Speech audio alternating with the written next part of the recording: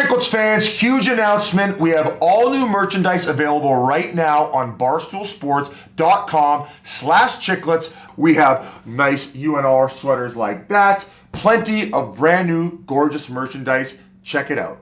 Hello, everybody. Welcome to episode 407 of Spittin' Chiclets, presented by Pink Whitney from our friends at New Amsterdam Vodka here in the Barstool Sports podcast family. The boys are back. Summer is over. Getting ready for another season. Hopefully everybody enjoyed this summer off. Let's check in with the fellas first. It's been a long time, though. Not for you, Mikey Granelli, producer. What's going on, my man? What's new with you? Nothing really. What's up, boys? Great to have you guys back. I mean, how do you follow up that intro by RA? You can't. That was unbelievable. Granelli's got nothing to say. Everyone's been hearing from me all like the past few weeks. They want to hear from you guys. No, it was great to see you at the upfronts. I want to hear about your $500 facial. What are they doing? Don't even get me started. Blackheads off your nose or what? They give you a hand job and suck the blackheads off your snout? Yeah, basically. Yeah, paid $500 to get 3 or 4 pimples popped. Took 2 hours. It was the worst $500 I ever spent, but it's great to see you last week, Whit. And we'll have a big announcement later. But other than that, great to see you, fellas. Jesus Christ. Good to see you, G. Of course, I've been seeing you every week. Next up, the Dirty Desert. Actually, you're in Vancouver right now. Paul Biznasty Bisnet. Look, you're like you're in an interrogation chair or a game show or something. What the hell is that? I'm in my buddy's office right now. Oh. Actually, my buddy who, remember how I did the sneaky banger, the 10-face super rich? My buddy flew them in from London to come play in his backyard a couple weeks ago. I'm at his place right now. Boys, these guys are probably the best undiscovered. Is that the word? Undiscovered? Does that make sense? Undiscovered? If that's what we're looking undiscovered band in the world. They've released 2 albums. What kind of music? We got a special guest coming in here, and he's giving me this fucking look. He's gonna and dog this punch music, him through the fucking Zoom call. But it's that 10-Fay band, and they rock the joint out. They've done 2 albums, and they were discovered when they were playing in what do they call the subway system in London? Buskers? Oh, the tube. Yeah, the tube. Yeah. So they were playing down there. They got discovered, and all of a sudden they recorded 2 albums. COVID kicked them in the dick a little bit, but they're going to start touring again, and they're trying to get the funding for a 3rd album. If you guys haven't listened to these guys, go check out both their albums. You can listen to them front to back. But what percent of this band do you own, Paul? I've actually seen them. What percent of this band do you own, Jesus, Paul? He's chimed in, folks. He's chimed in. I've seen these guys live. With really? No. You fucking socked me, you motherfucker. Introduce your buddy, Whit. We'll get back to my boring summer later. Oh, yeah. I mean, we are joined by a special guest. When was the last time he was even on with us? I don't know. It feels like it's been forever. I don't know, but he looked like he was as slow as me out there. skating yeah, but he can stick handle still. Keith Yandle joining the show after, what seems like forever, but we just got to experience an SEC football game together. We'll talk about that in a bit. What's going on, dude? Not much, boys. Just chilling. In Florida right now, just hanging out, enjoying the nice weather. Glad to be on the show. Obviously, like you said, it's been a while, and I'm glad to be here right now. It's been a busy couple of months, but it just feels right sitting with you guys right now. We got to break this awkward silence. Keith, why did you come on the podcast today? We have a very about that band. Oh my God. I can't endure an hour and a half of this shit. Okay. If you're going to my balls up, down. I mean, you put that one on the ladies' tee for him and he just ripped it. Yeah. No, I want public opinion to have a vote if I'm overhyping or underhyping this band. All right, I'm going to listen. And then I'm going to go to a concert with Keith. And then we're going to celebrate Keith's with 10-Fay in attendance. Yeah, so just coming on right now to let you guys know. Obviously, I told you guys last night, and letting the Spittin' Chiclets crew and all your guys listeners, because I think you guys and your listeners have been so good to me over the years. I wanted to tell you guys first, but I'm shutting it down. I'm retiring from the game of hockey. What? Literally taking my talents to South Beach and doing nothing. Congratulations, my friend. What a fucking run, dude. Thanks. That is amazing. Crazy that you went that long. I know. It's pretty nuts even saying the word. It's like tough to say it, but like after what you did, buddy, holy shit.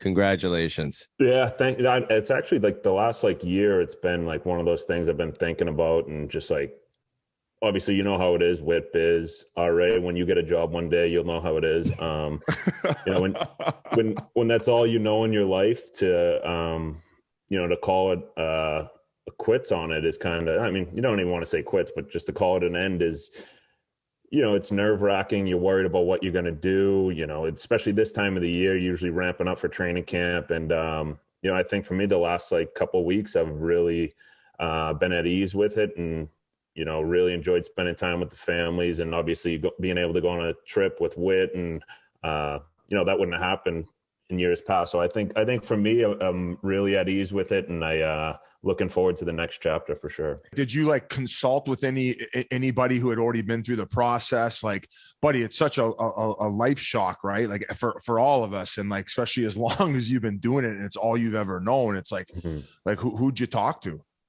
So I talked to a bunch of guys, obviously Whit, yourself, guys like Rick Nash, Donor, Roberto Luongo, guys like Mike Reggie Roach. Reggie dropping Roach. names. Just making up names. Just guys that have, done it and then got right back into hockey, and just trying to figure out what the next plan is for me. And, I think guys, it seems like guys are, especially nowadays, really at ease with it. And obviously we've been lucky enough to make enough money where you're kind of not too worried about it that much. But I think you better be at ease. Yeah. I think in biz, you mentioned it a lot, is the mental aspect of it. Oh, and just finding your way in life and what you're going to do. And, for me right now, it's focusing on, the next chapter and being a good family guy and stuff like that. So, I think kind of the majority of thing that guys have told me is once your body tells yourself that it's kind of time to shut it down, and then I think the time has come. And I think for me, it was this summer. I had no interest in working out. It was just kind of at the point where I was like, all right, this is it. It's not worth fighting for, trying to, grind it out another year and take the pressure away from the family I can be around. So I think for me, it was just kind of, I'm more at ease right now. That's for sure. I was curious though, because at the end of the year, and no doubt with what kind of happened at the end of your season, there's more that goes into it, but at the end of the year, you're just done with hockey. But then all of a sudden I heard through the grapevine and yourself, teams are calling, hey, you want to come play for this year? And that's when I thought you might be like, all right, I'm not done yet. But mentally, it seemed like you didn't even really ever have any of that thought of like, all right, maybe I give it one more year, right? Yeah, even during the season last year, I was at the point, and if I wasn't with Kevin or those guys in the Flyers, they were the Dart best. League. Yeah, to be in that locker room with those guys was so fun. It made the year amazing. Like, we had the best time. Obviously, on ice was difficult for everyone, but that was kind of a thing where I was like, all right, if you go to another team, you're going to have as much fun. Is it going to be the same type of group? And I think for me too, if I wasn't 100% into it, I wouldn't put that on another team to kind of be like, I didn't want to be halfway in, halfway out. And once I knew I was 100% not going to be into it, I figured it was time to hang them up. Have you worked out? Oh yes. I actually the last like 2 weeks I've been shooting hoops, playing basketball. I've been doing cardio, tennis. So I've been getting some sweats here and there, but nothing too crazy. What basketball sneakers you rocking? Depends what day it is, my guy. Because you got the poser sneakers on with the socks, like the NBA socks and shit. No, I wear a full uniform. Got a headband, the armband. I just go. But also like being able to like live life balanced. It gets so crazy for that many years. Like you're just you can't do anything on your own free will other than like what? Like they give you Christmas and then All-Star break. And then but even then you're still like you can't be dialed out. Right. You might hit the tequila bottle like one night and then you're already like, oh fuck, now I gotta like cut the weight of this, get back on the ice, get my edges back, fucking figure out the power play. Yeah. So that part's been great.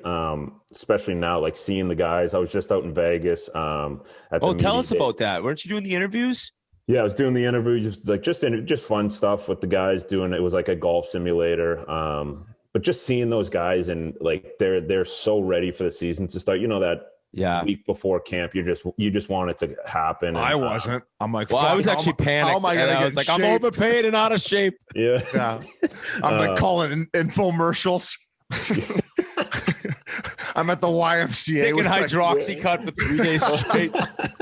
Remember I was taking like Jack 3D at one point, and like guys, pretty sure that's illegal. I'm like, oh shit, that's on the banned substance list, Biz. Yeah.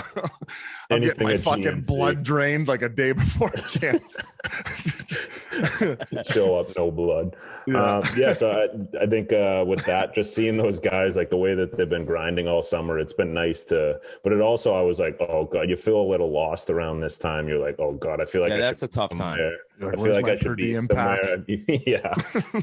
I'll be missing funny enough though, $95 a day. This was the exact time basically that I retired, but I had gone to camp in Europe. And it was nice because fall golf. So at least down in Florida, as the weather gets nice, I give yourself no grant. When I was done, I was not married, didn't have kids, but I give yourself a year to just really enjoy life and then be like, all right, I got to do something. Yeah. This summer I enjoyed it a lot. Just traveling, doing stuff. And, when during the summer, like you do go on trips and stuff, but you're still working out. You still like, eating well, but this summer it was just like kind of a little bit of everything, enjoying my time, and I'm definitely in a good place. So I think it's fair that we go back to last season, and as much as the team suffered, like the group of guys. So you said you've never had so much. Maybe this is the problem. You've never had as much fun as you did in last season with that group of guys in Philadelphia. Yeah, and that's no offense to any other team that I've been on. Obviously, I've had great times everywhere, but this group was in. I was there with Kevin, so it was just like every day, just jokes. But we had a great time, and we in the beginning of the year when we were doing good, it was dialed in. I wouldn't say guys weren't out partying and all that stuff and acting crazy, but we had a great time in the locker room, even towards the end of the season when you weren't winning. It's it could have been a lot worse coming to the rink, but the guys there like Lotz and TK, Sanny, Nick Sealer, like you're just excited to see guys every day. And we definitely had a blast. Obviously not the best outcome of the season, but it was a lot of fun. I played golf with 8 of them. Good dudes. Torts loves their locker room too, so that's good. They got another fan in him. No, that's kind of why I wanted to get going that direction. What do you make of his comments? Just trying to stir it up? That's such Torts 101. Oh, fuck. What did he say? Mental warfare before camp. He said, I got serious concerns about that locker room. But that was how much of a guarantee was that? That's kind of what he's going to come in and do. Is just call out the culture. He said Yans throws darts like a sissy. Yeah, that room is. You can say what you want about it with the season last year and everything, but that's a group of guys that really care. They care about each other. They care about the jersey, the organization, playing for the fans. Like that team really cares. And you got Coots, who's been there for I think 25 years, and I think he's 26. But guys like that, like those guys, they're so dialed into making that team better. And you look at the team last year. Coots was out pretty much the whole year. Hazy was out pretty much the whole year. Ryan Ellis was out pretty much the whole year. Like those are, if you lose 3 of your best players, and there's even more guys that miss time too. But it's like you miss guys like that, like your team's gonna suffer. Is Ellis playing this year? Is he still hurt? I have no idea. I think it was a hip, right? He had a bad hip. I'm not sure what he had, to be honest. Motivator cuff. Keith, are you like at training camp instincts, especially this week, where you did it every year, you kind of almost you have that dream, oh shit, I have a test. Yeah, he did the Wingate before he came on. Yeah, I went to the rink the other day. My card was declined though; they wouldn't let me in. No, because you're plus minus last year. Just a minus. Yeah, the not too bad, especially I think earlier in the summer I kind of got it a little bit where I felt like I should have been doing stuff when I wasn't. But I'd say 2 weeks I've been kind of where I'm at a point where I'm like, all right, it's over. I'm happy. I'm able to kind of do what I want. And haven't really had those dreams yet where I've been missing something, but I'm sure they'll come. Hey, let me ask you this one. This is a bit of a curveball. So, is it true that when Huberdeau was called by Zito to tell him that he was traded, Huberdeau goes to who? And Zito goes, Calgary. He goes, fuck you. And then hung up. I don't think he said it about where he was going. I think he was I think it was more. Oh, yeah. No, he was getting traded. I don't think he said, where am I going? I think it was more of like you traded me. Are you fucking serious type thing? Okay. Especially coming after 150 points or whatever. Yeah, the way I phrased that could have maybe got him in trouble. Yeah, I got you. Like, oh shit, 8 years. Calgary fans are like burning his jersey already. You're like, Biz. He's actually. I was with him. this weekend in Vegas, and he is fired up to be there. Like he's pumped. What's he gonna do with the McLaren? Didn't he have a McLaren or something? Yeah, no. I mean, he has everything. He had Lambos, Ferraris. He's got the chains on the tires and just busting around. I heard a hilarious story. Keith, Ned told me a story. You guys all played golf, Hubie at the Grove, and apparently, like, he was just spraying his driver all over the place. And he had his driver, and they were like adjacent to Rory McIlroy. And the caddy just went up to him and took the driver out of his hand and handed him an iron. No, it was on the driving range, and Rory was like on the chipping area or putting area, and Hubie's launching drives, but he thinks he's hitting it good. And he's like, oh, it felt so good. And I guess the caddy was right behind him going, oh, boy, get down. Like talking to the ball. And Hubie's like, it's the driving range. What are you talking about? He's like, Rory's over there working on his short game. Let me grab that driver from you. Why? He was just slicing it that bad?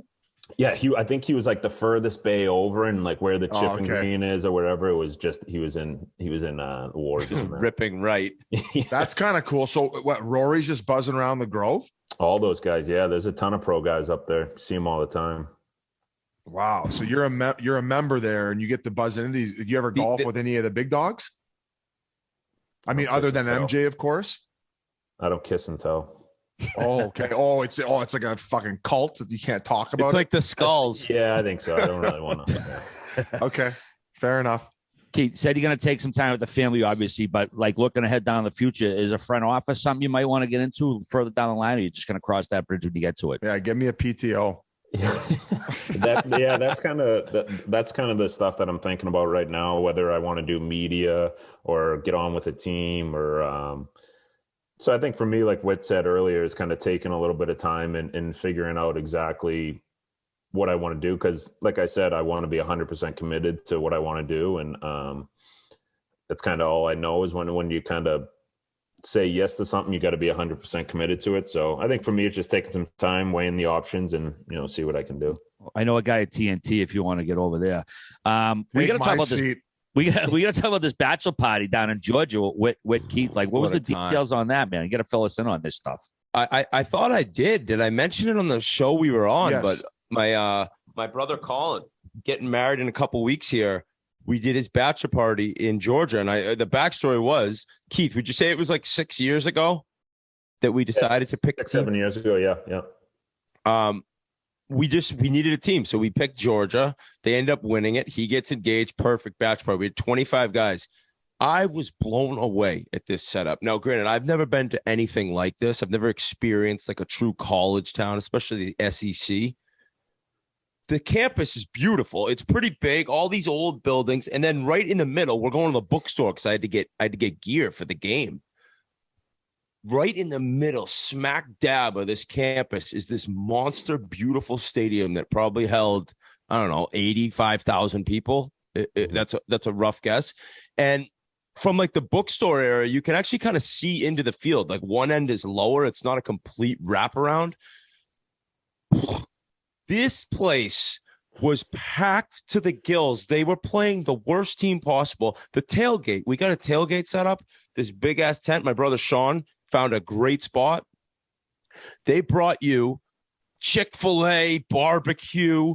We got there at 11. The game was at 4. They got a big screen TV set up with all the other college football games. So we gambled the noon games. I was there Thursday night, kind of kept it in check somewhat. Friday night, wrecked when everyone came. We played golf Friday at the worst golf course. Well, the worst greens. And then Saturday woke up and everyone met and we just got after it, and then had Saturday night and I was leaving. Dude, I had to see the doctor. I woke up Sunday morning and you get a cramp when you wake up and it's like the worst 3 seconds, but it goes away. I was screaming. It was the worst pain I've ever had. 5-6 seconds. It released a little, but was fucked up still. I'm talking, I was limping for 3 days. I had to go see the doctor. I thought I might have torn my Achilles or something. And he's like, yeah, man, basically you pulled your muscle. You can pull it like this. You pulled it with all the pressure to the inside. And man, that bachelor party's been the end of me. The end of me. It was so fun. Dehydration. Wait, how big was that bookstore? Oh, Biz, this bookstore. It was the size of like Never been in one. Yeah, there's no books I didn't see a book in there, Keith, besides like a baby book to say UGA, ugga. Yeah, no books. I mean, the best part was for at least us, it's like a bar town too. So there's 3 streets just past the football stadium, a couple streets up, right in a row, parallel to each other, just 10 bars on each. So it's not even like you have to go to like. There was a frat party. This frat kid, like, he was like, "You're Pink Whitney guys." Like, "I'll have a frat party, 1,500 people tonight." And he was texting another kid in the group, like a picture of the frat house. I'm like, dude, no fucking way. Yeah, no. Give me the address. I'm actually gonna go 50 miles in the other direction. That's like Whit said. We were 25 guys deep. We probably spent $380 in everyone shit faced. How cheap is like it was like you get a college bars. I was like, I'll take 20 high noon. She's like, that's $41. I was like, what? Yeah, it makes no sense. So hey, but like as far as a college atmosphere, it's crazy what these kids play in front of. It's like going to the NFL, like other than money, is a bit of like a downturn. 100%, because these people are so dialed in from. I mean, you were there Thursday, but like Friday, everyone's ready. You walk, like I was walking through the airport and stuff like that, had a UGA hat on. Everyone's like, go dogs, go dogs. Like people are so fired up for the game. Sick 'em dogs. It's fucking religion down there. But I'll say this. I've been to a Patriots game, been to a Steelers game, been to a couple others, not jumping to me right this moment. That was the best atmosphere prior to kickoff.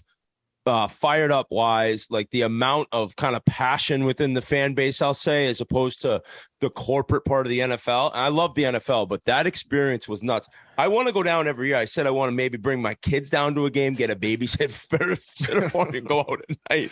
Ryder, this is Teresa. She's a senior studying grad marketing. I'm going out to the bars at the campus again. Yeah. But it was great. It was great. Awesome.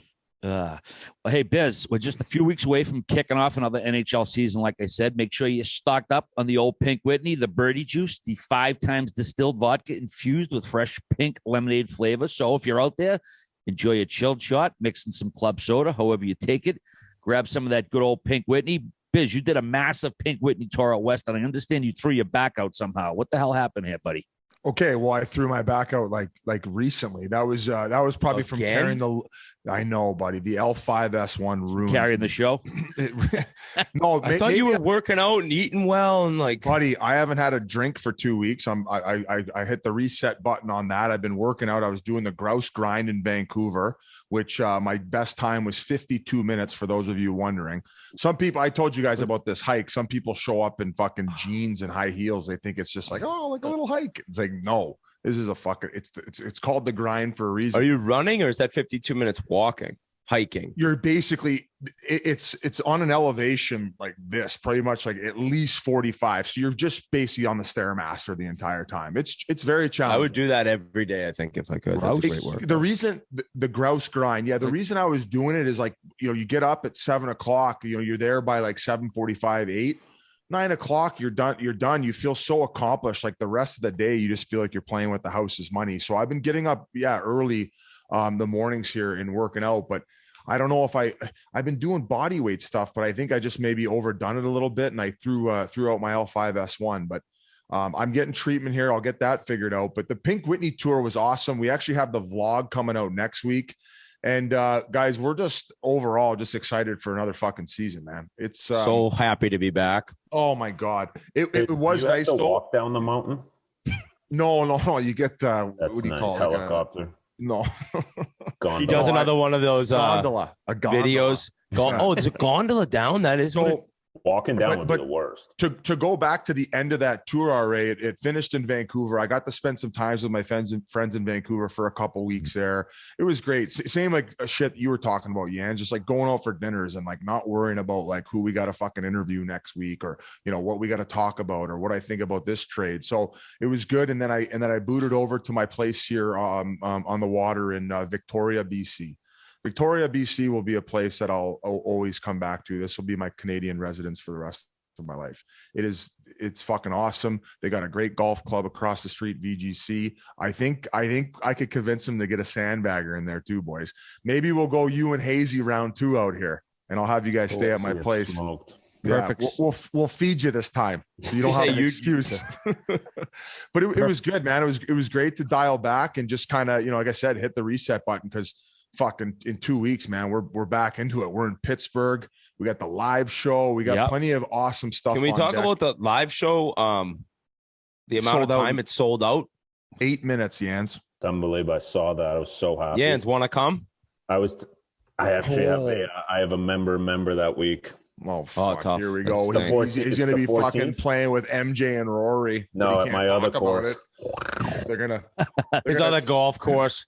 Hey guys, speaking of the live show, we are going to be putting some more tickets on sale this Thursday at 3 p.m. We had some tickets stashed away, so this Thursday at 3 p.m. barstoolsports.com/events. Okay. How many we got left? Hey, I was talking to Sid about this the other day. He was so fired up for it. He was like, "These guys are unbelievable. They're bringing it to Pittsburgh." Come on, I feel like you're about to tell us like you never went to the concert. Pull my leg. Don't pull my leg right now. I swear on our friendship, he was like, "It's unbelievable that they're doing that." And he told me who else was coming. I don't know if you guys have announced it yet. So. I'd let them chop my foreskin off live on stage if he showed up. No, he has a game. Oh no, not on the live show day. They're playing Thursday against the Coyotes. That's their home opener. Going to get upset by the Desert Dogs coming in. And then they got Tampa on the Saturday. So if you want to come in, Jans, it'd be nice to see you. If you want to tell Rory you're busy. Oh, so both Tampa teams are in Pittsburgh that weekend, huh? I just realized Tampa, the Lightning. That is correct. And the Bucks Sunday. We're definitely going to the game Sunday, right? The Bucks is the game over there. Yeah. Oh yeah. They do that a lot already. Wow. Tom Brady. He might be hitting up Diesel with us. I think he's I think he's single now. He might come over to Mario's. I know. Are they done? Lots of. I don't know. You tell us, Jans. What's the cult saying? I don't know. TB12. Oh, you're not teeing up with TB12? Getting your berries in on the first tee? I did love his answer, though. Like when the media was like, where were you for the 11 days at camp? He's like, I'm 45, man. I got a lot of shit going on. I was like, absolutely, dude. Fucking get old, man. Life gets tough. Perfect segue, Biz. You just mentioned sandbaggers. We got one coming this week, if I'm not mistaken, right? Kyle Oposto, Matt Molson. Is that dropping soon or what? That's dropping Wednesday. We were going to drop the Pink Whitney behind the scenes vlog with Ricky Carlson and in memes, but we figured it's been far too long since you guys have seen a sandbagger. So Pasha's been editing and actually going back to stuff that we dropped during our time off here. Sean, another guy who's going to get some time off here. Sean Apuzzo, he joined the podcast, I believe, just over a year and a half ago. He worked his fucking balls off on that ECHL project we dropped on YouTube. I couldn't be happier for the guy. He's going to be going over to Germany. I don't know, Grinnell, you tell me. Like Sean's single, so he's going to go do some damage in Germany. What are the dating / fuck apps going on over there? He's going to go lay off some steam. He doesn't need the dating apps with the product he just put out in the Spittin Chiclets YouTube page. Oh yeah. He's gonna be fucking all the EBR groupies over in Germany. And they're speaking of EBR. EBR right now is on today with a win. I think in Denmark he's 16-2 in his last 18 free bets money of Euro hockey. Folks. So Matt Murley, you guys all know him, and we got to shout out. He even made sure I shout out his buddy Hamish. That's the guy's first name. He's an animal. He was at the Packers game. He was at the Packers game with Pink Whitney Chiclets merch, standing outside the gates, and that's why he guaranteed he ended the weekend with a Packers cover. Oh, so I thought you are right now. I thought you were going to say he was like the lead of officials in the league. He's 16-2 on. Nice to give you a winner. He owns the league that he's winning in. But hey, Sean's going to have a good time. Well deserved. And for all of you who are listening who haven't seen those, what do you think of them, Jans? You watch all three of them? Yeah. Which one was your favorite? I actually really liked the Nesbitt one. That one was really good. Just to see a guy grind like that and like to get some recognition, like you guys coming in probably made his life, doing that. And the wheeling one was funny when you were telling the story about jumping over the car. They didn't believe me. Nobody believes me. How have you never met? Of course not. Adam Henrich said he wants to come on the podcast. This guy, it was a space cadet when you played. I played with him in Wilkes-Barre. Still don't believe it, kind of, but I believe you, but I don't understand how this would even look. Like, how was the car even going fast enough for you to jump? Oh, it fucking peeled, buddy. It peeled out of that spot. I was back to where my car was. It hit it in reverse. He wanted to try to flee the scene from hitting my bumper, and then when he hit it in reverse to try to fuck off, he stalled it. So I fucking walked over like a brisk walk over, and in the walk over, it just clicked. It's like boot fuck his rearview mirror off. So I fucking take a couple kicks at it, boot fuck it off. I start walking back to my car, and then you hear that finally it got going, and then he fucking beelined right at me, and I fucking jump squatted. I toe tapped the roof part where the glass meets, but it was a fucking Adam Henrich lost his mind. He was on the side of the road, like, what the fuck just happened? You're like, my L5S1. Fuck. Is that how you got that cut on your hand? What the hell is that? No, buddy. No. The other one. Your right hand. Your right tattoo? Hand. No. Look at his right hand. No. Okay. So here we go. Okay. So you guys will have a good laugh. That's so gangrene. It's no. Time out. Pump the brakes. So when I first got to Victoria, that first weekend was when we had the 10F concert. So I was like, hey, I'm going to take some time off boozing. I'm going to get really dialed into the fitness stuff. I go for a bike ride on that Monday. I'm changing tunes, and I hit this fucking curb that has a ramp on it, and I go ass over tea kettle. If you go on the YouTube channel to watch the episode, I'll send you guys the picture. I lost the skin on my palms, dude. Do you have a helmet on? Oh no, buddy. I'm telling you what, bro. I have a helmet, but I wasn't wearing it because it was just supposed to be like a little joyride cruise with the tunes on, nice little Monday casual. Buddy, I fucking at my buddy's place. It was place. Long enough ago where you still have the blood scars too, buddy, huh? It took a gouge out of my palm.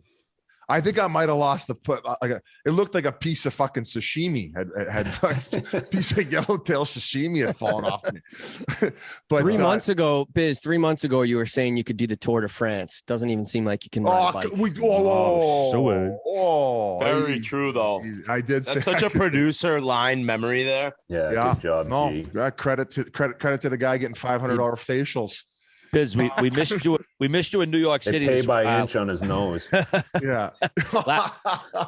Last week, Biz, we were down for blackhead for the upfronts to basically wiggle our tits for the advertise down New York, and we had a huge announcement that I'm going to throw to our producer for because he was instrumental behind the scenes in making it happen. This Mikey is fucking Grinelli. awesome. This is fire awesome. away. Gee. Yeah, this is it's pretty cool. Some major news. We will be broadcasting the NYPD versus FDNY hockey game at UBS Arena in April. We'll also be releasing a documentary about the game and all the stories and stuff behind the scenes. And I mean, this game is absolutely insane. They sold out MSG in 2021. They sold it out the next year at UBS. And it's actually pretty crazy how this all came to be. In 2021, like I said, I was watching it and that was for the 20th anniversary of 9/11, and I was enthralled with the game. I immediately texted our videographer, Sean, and I was like, we need to film a documentary about this game. It's absolutely incredible. So flash forward to April, and we've now spoken to the FDNY, NYPD, and we're going to start filming this documentary. And so they invite us out to the game at UBS. And before the game, I'm chatting with Jimmy Hall from the NYPD, and I don't see any ESPN trucks. I don't see any media or anything. And I asked him who had the rights for the game this year, and he said no one. He said nobody was broadcasting the game that year. And I mean, immediately I'm like, well, can Barstool stream this? He was all in. We spoke to Frank Heel, the FDNY. They were all in. Brandon Mim from Barstool kind of took over, got the deal done. And now the Chiclets boys are entering the world of live broadcasting. What a fucking move by you and Sean. That I am so fucking thrilled about this, G. Can I be between the benches guy, or is that you, Biz? I already fucking. I thought I called dibs on that. Oh yeah, you're not calling dibs, all right? No. After your performance at the Chiclets Cup, I don't know. What I was color commentary at the Chiclets Cup. Why? Okay, so you want to be the Pierre Maguire. It gets thrown down to you, and you just you update us on what's going on down at ice level, and then it gets thrown back up. Yeah, between the benches. I mean, I'm flexible. I'm a team guy, but pretty tight in there. Should we flip a coin for who gets to do it between Whit and All-Right? I'm such a classy guy. All right, you can take that. Yeah, Whit just found out about something better. He's like, there you go. All right, nope. I'm giving you the between the benches, and I think you're gonna crush it. So pressure's on, but you got it. I think this is the year of RA. Your bets have been insane in the group chat. Say Sunday. What happened Sunday with your action? What do they do in is it Asian culture? They have the year of the tiger. Well, Chiclets, it's the year of the rear. The year of the warthog, baby. Year of the warthog. Yeah. The Whit Dog asked me for an NFL winner yesterday. I said under Pats. What was it, 41? They ended up with 30 points. I said under 19.5 points for Pittsburgh. Squeezed that out. Miracle, though. I had Arizona yesterday. They end up tying it late, get the 2-point conversion. I had over 22.5 points. So I actually went over their team total on the late there 2-point conversion. And then I had Justin Fields' first touchdown last night. Basically, everything came up Millhouse yesterday, but of course we'll see what happens next week when I give it all back. Unbelievable. The year of RA. That's your between the benches guy for this game. And so, G, I think you guys have already filmed some stuff. What are the big storylines? Like is there some really bad blood, to the point where there's too much hatred? Quickly at the upfronts. Gee, I got to chat with a bunch. I didn't meet any of the police, but I was with 5 or 6 of the firemen. And Rico from Barstool, he was a former firefighter, so he was there. He's buddies with a bunch of them. And what was cool, I didn't know they don't play each other now at all. That's the only time, once a year. They used to be in similar tournaments and sometimes play against each other. Is kind of the message I got. Now this is it. And when I saw the one on ESPN, I think it was Kevin Weeks and Butchergross, the amount of passion, the physicality of the game, this is the perfect thing for us to dive into. So I didn't mean to cut you off, G, but I'm fired up. Oh, yeah. No, I mean, I think you kind of described it perfectly. I think it's so crazy because the way Jack McNamara explained it to me in RA, we paid a visit to the firehouse before we went to the upfronts, is these guys have all played together their whole lives. They played against each other and with each other. A lot of them are from this area and they're friends. A lot of these guys are friends, but when they step on the ice, they fucking hate each other. Me and Sean stood in between the glass for the game and while we were filming, and the chirps that these guys throw at each other is unlike anything I've heard. And these guys go at the refs harder than I've seen anyone go at the refs. So every year every game, there's fights. There's tons of fights. It's like I said, 18,000 people at UBS, and these fans are fucking nuts. It's louder than almost, I don't want to say any playoff game I've gone to, but most first round playoff games. It's a crazy environment, and we're going to put our Chiclets and Barstool touch on it. It's going to be awesome. You got to mic up a ton of guys. Yeah. Great call. Remember last year we were watching the game, me and Hazy were watching it, and we were texting you guys. It was on TV last year. That was 2020. Oh, was 2021. It was the 20th it was 2021. anniversary. Yeah, it was 20th anniversary 9/11. Jesus. Because that was, and the whole chat started watching it. Yeah, it was unbelievable. I also told one of the guys, it reminds me of Mystery Alaska, because the young guys coming up and there's an older player, dude, every year, right? These kids come into the fire academy, police academy, and occasionally there's a really good hockey player that's coming in. We got to film training camp, so we'll know if there's a little bit of politics involved. Yeah, exactly. How do I keep my the old job? Fat guy with the barrel who's got the bad knee just because he brings the donut leadership. Hey, there's tons of D1 guys that play in this, though. This is it's a fast hockey game. You'll see the occasional 45-year-old lieutenant out there that's a little locker slow. room guy. He's a biz. Yeah. Exactly. But this is a fast-paced hockey game. So Gee, all kidding aside, like, do we know who's going to be doing the play-by-play and color commentary? Is that like going to be all determined? I mean, Biz is the only one that has history doing hockey play-by-play. So I think you got to do it. I say you and Jake Marsh. I'll do whatever you want me to do with this thing. You know who we should ask who could maybe swing it is Heater. Yes. Bob Heathouse for the Coyotes. That would be cool. Oh, I just don't know if it would align with the Coyotes game day. So we could bring him out. He's fucking excellent play-by-play. He does radio for the Yotes. I mean, he's been polishing turds for fucking Jake Marsh. One guy good. I trust. That's what I'm saying. I think Jake Marsh was an original thought we were talking about. Okay, well, if Heater can't swing it, or maybe they tag team it, or I don't know. Me and G, we got a tour of Rescue One Firehouse too up in Hell's Kitchen last week. Jack McNamee, who's works at that house. It was incredible too. Like, you always think firefighters, putting out fires, but this is like this kind of specialty rescue. Like, they do diving operations. They have to get underneath trains. They do all this rope stuff, and gave us a full tour of the firehouse, hung out, had a cup of coffee with the fellas, and just a pretty cool experience. I felt like I was a teenager again, hanging out with my dad. In RA, it was actually pretty crazy. Like, just in that one firehouse alone, I mean, that's a haunted firehouse, as they told us. There's 2 crazy stories about any time. So the captains, I don't want to give too much away because this will all be in the documentary, but butcher the story.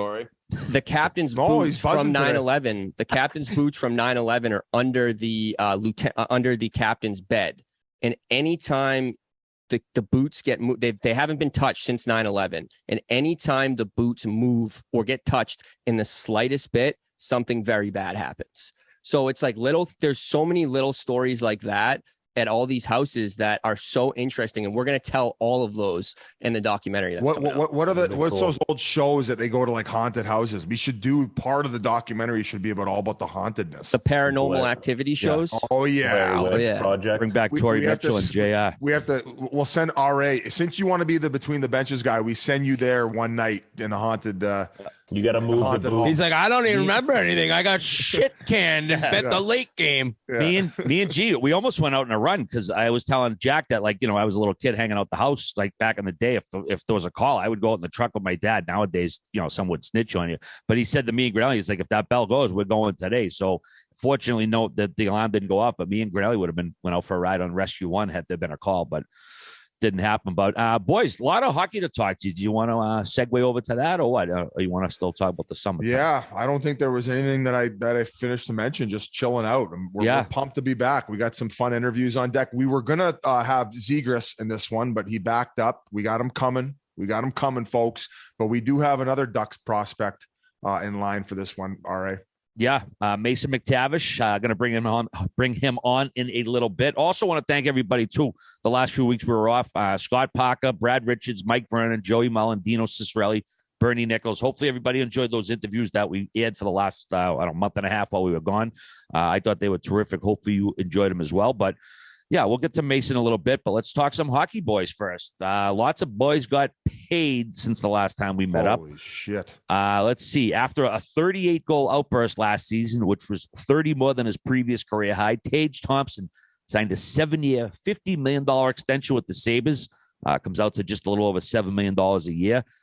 He made $1.4 million the last 3 years. He's got a modified no trade clause for the last 6 years of the deal, which kicks in after next season. He's going to be 25 in October, 103 points in 223 games paid. Whit, go to you first. Is this a case of a guy sort of arriving at his potential? He's going to be 25, like I mentioned, or is there some sort of risk in this deal for the Sabres? There's some sort of risk in all these deals. The 4 we're going to talk about, though, this is the one, maybe the second I feel most confident in. And part of it's the age. Like the JT Miller one we'll chat about, a little older. This guy, granted, it was 1 year. And I think the main problem, a lot of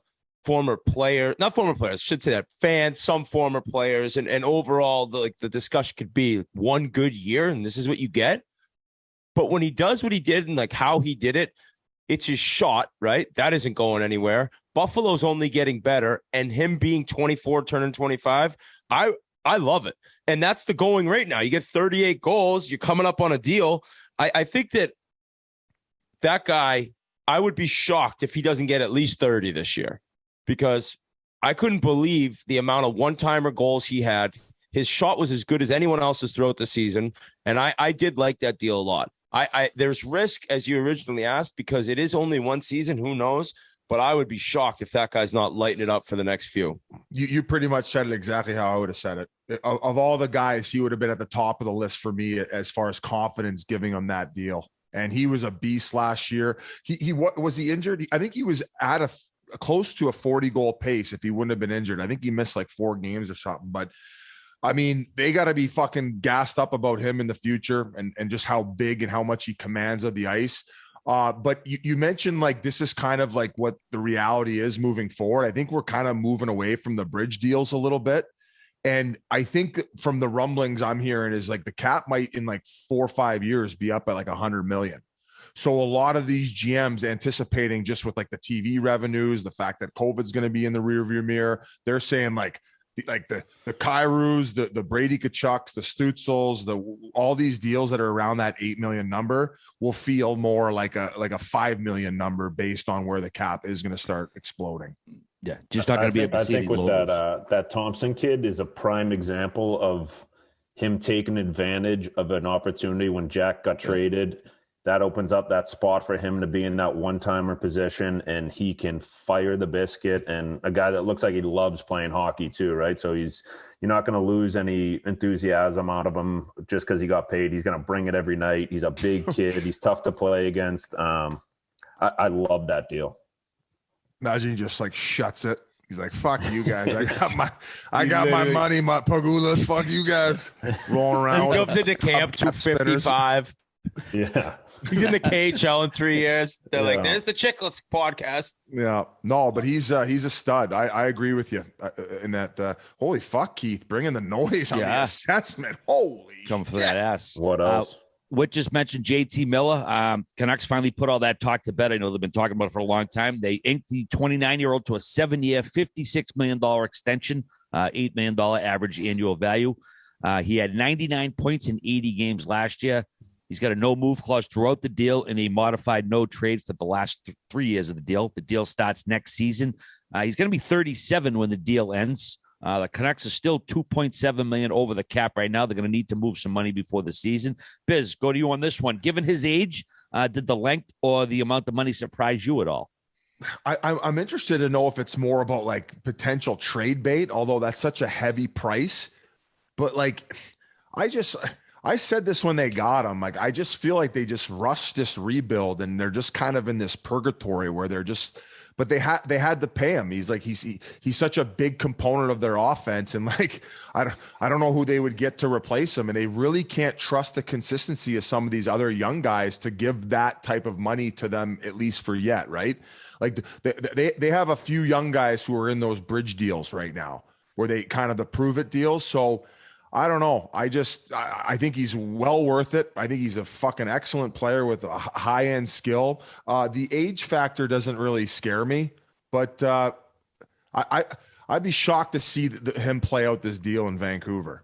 I would be shocked that if he's even still there in like the next 2 years. Ooh, I was very surprised that they signed him because it's like, where are you going right now? Like, you're going to give him this money. Like, are you just trying to maybe get in the playoffs? Like, I don't expect much out of them. Maybe I'll be completely off there.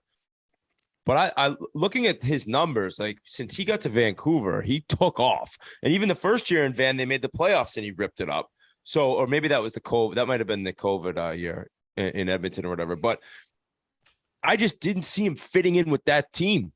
And so maybe he will be dealt at some point, and he's the best player on their team, but it's like I just don't know the direction of like how that entire club's going. So to see him get that much, I wasn't surprised. He deserves it with his numbers, but I just didn't think it would be there, or I didn't think they'd sign him and think he's going to be able to like finish that deal there. And you say the age thing, I would guess by the end of that deal, he's not playing up to that anymore. He'll be 36, 37. Yeah, but it's still a good number. And like I said, like with where the cap's going, it's still not like, that's not really detrimental. What's McKinnon's going to be? What's McKinnon's? He said it won't be a single digit, right? Yeah. Is that true? Yeah, exactly. So yeah, it's going to be interesting. I mean, he hasn't signed yet, but they're talking upwards of maybe 12, but obviously we'll cross that bridge when we get to it. Biz, you're just talking about bridge deals. Well, the Ottawa Senators don't seem to like taking part too many in these bridge deals. That's what I mean. They don't exist anymore. They're certainly not the St. Louis Blues. Ottawa continued to lock up key parts of their future, this time signing Jimmy Stu, aka Tim Stutzel, to an 8-year, $66.8 million extension, comes out to $8.35 million AAV. Cashed in big on his second contract. He's got a contract. He's got a modified no trade clause for the last 4 years of the deal that kicks in next season. Of course, he was taken third overall in 2020.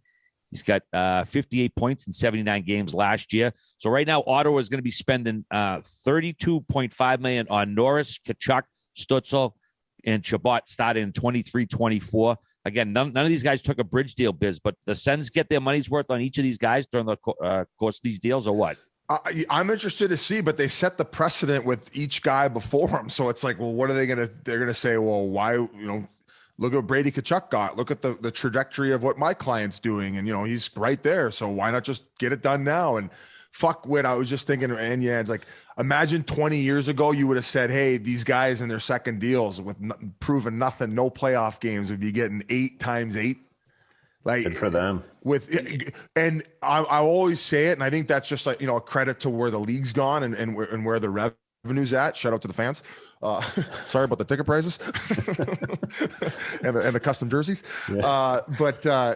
No, it's like, I love seeing the guys get paid. I just like every time I scratch my head where I'm like, I look back to when like Sid and Gino got the no bridge deal and right into those big contracts. But then you looked at the resume they had 3 years in, or even two, right? Yeah. So it's wild times, and it's something that can cripple an organization. That's what I was going to say. If you miss on a few of them. And especially now, right? Let's call it, even after the last CBA, let's just call it a squash. If we're dealing with more lockouts, and it's like, fuck you, like fucking punish the general managers here. Like, they're the ones sending all the monies off. Then the owners who hire these guys are bitching about all these shitty contracts that they have to pay out of. And now they got to go back and claw it back from the players. It's like, no, fuck off. Like, they're getting a little bit silly. We're getting in silly territory here. Well, I was saying to somebody that they decided, they said, this is our future. This is how we're going to compete for a Stanley Cup, right? With these deals, these guys, great for them. Like he said, they better play, dude. And if you don't show up now it's when it gets legit. And so if you're getting these deals, it's amazing. But I'm guessing a lot of them don't understand what's coming if you don't perform and the team doesn't play well. You always have your money, but that's when life can be truly hell. So I think that there's so much like Stützle. And you're playing in Canada. And you're playing in Canada. But you also got to realize, the new rink going to be in downtown Ottawa while you're still there? There's an opt-out clause if they don't build that rink downtown for each of those contracts we failed to mention. But like a guy like Brady Tkachuk, you know what you're getting from him. Yes. You know he's a gamer. He's like that 8 years, whatever you're paying him that's you're not worrying about that. You're not losing sleep over that 1 minute. He's going to come to the rink every day. He's holding everyone in check. Stützle, I mean, everything on the ice looks unbelievable. I heard he's a great guy too. Yeah. So I think obviously those guys know the room, and you pay those 3 guys, and you hope for the best. All right, before we go any further, here's a word from our friends at Sling TV. Sling TV has something for everyone. All your favorite shows on your favorite channels, all right at your fingertips. What you watch is up to you. It really just depends on what kind of mood you're in. So if you're looking for sports, Sling's got you covered with pro and college football and basketball, baseball, hockey, soccer, golf, racing, and so much more. Sling also has reality TV, so you can keep up with the latest gossip with today's hottest shows on channels like TLC, Bravo, MTV, and more. You feeling adventurous? Explore thousands of movies and shows on demand. So what kind of mood are you in? No matter what your answer, Sling has what you need. And getting Sling is easy. Sign up and start watching in just 5 minutes. You can stream on any device and record up to 50 hours with included DVR space. And the best part is you can pause or customize your subscription at any time. So check out sling.com/Barstool for special offers. Sling, the TV you love for a price you'll love.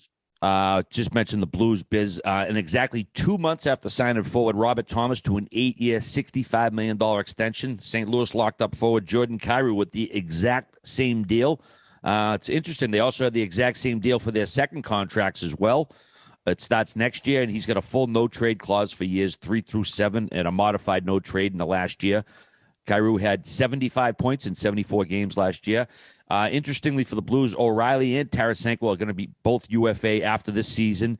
The Blues have just 6 forwards signed for 23-24. Shen, Buchnevich, Saad, and Walker, the other two.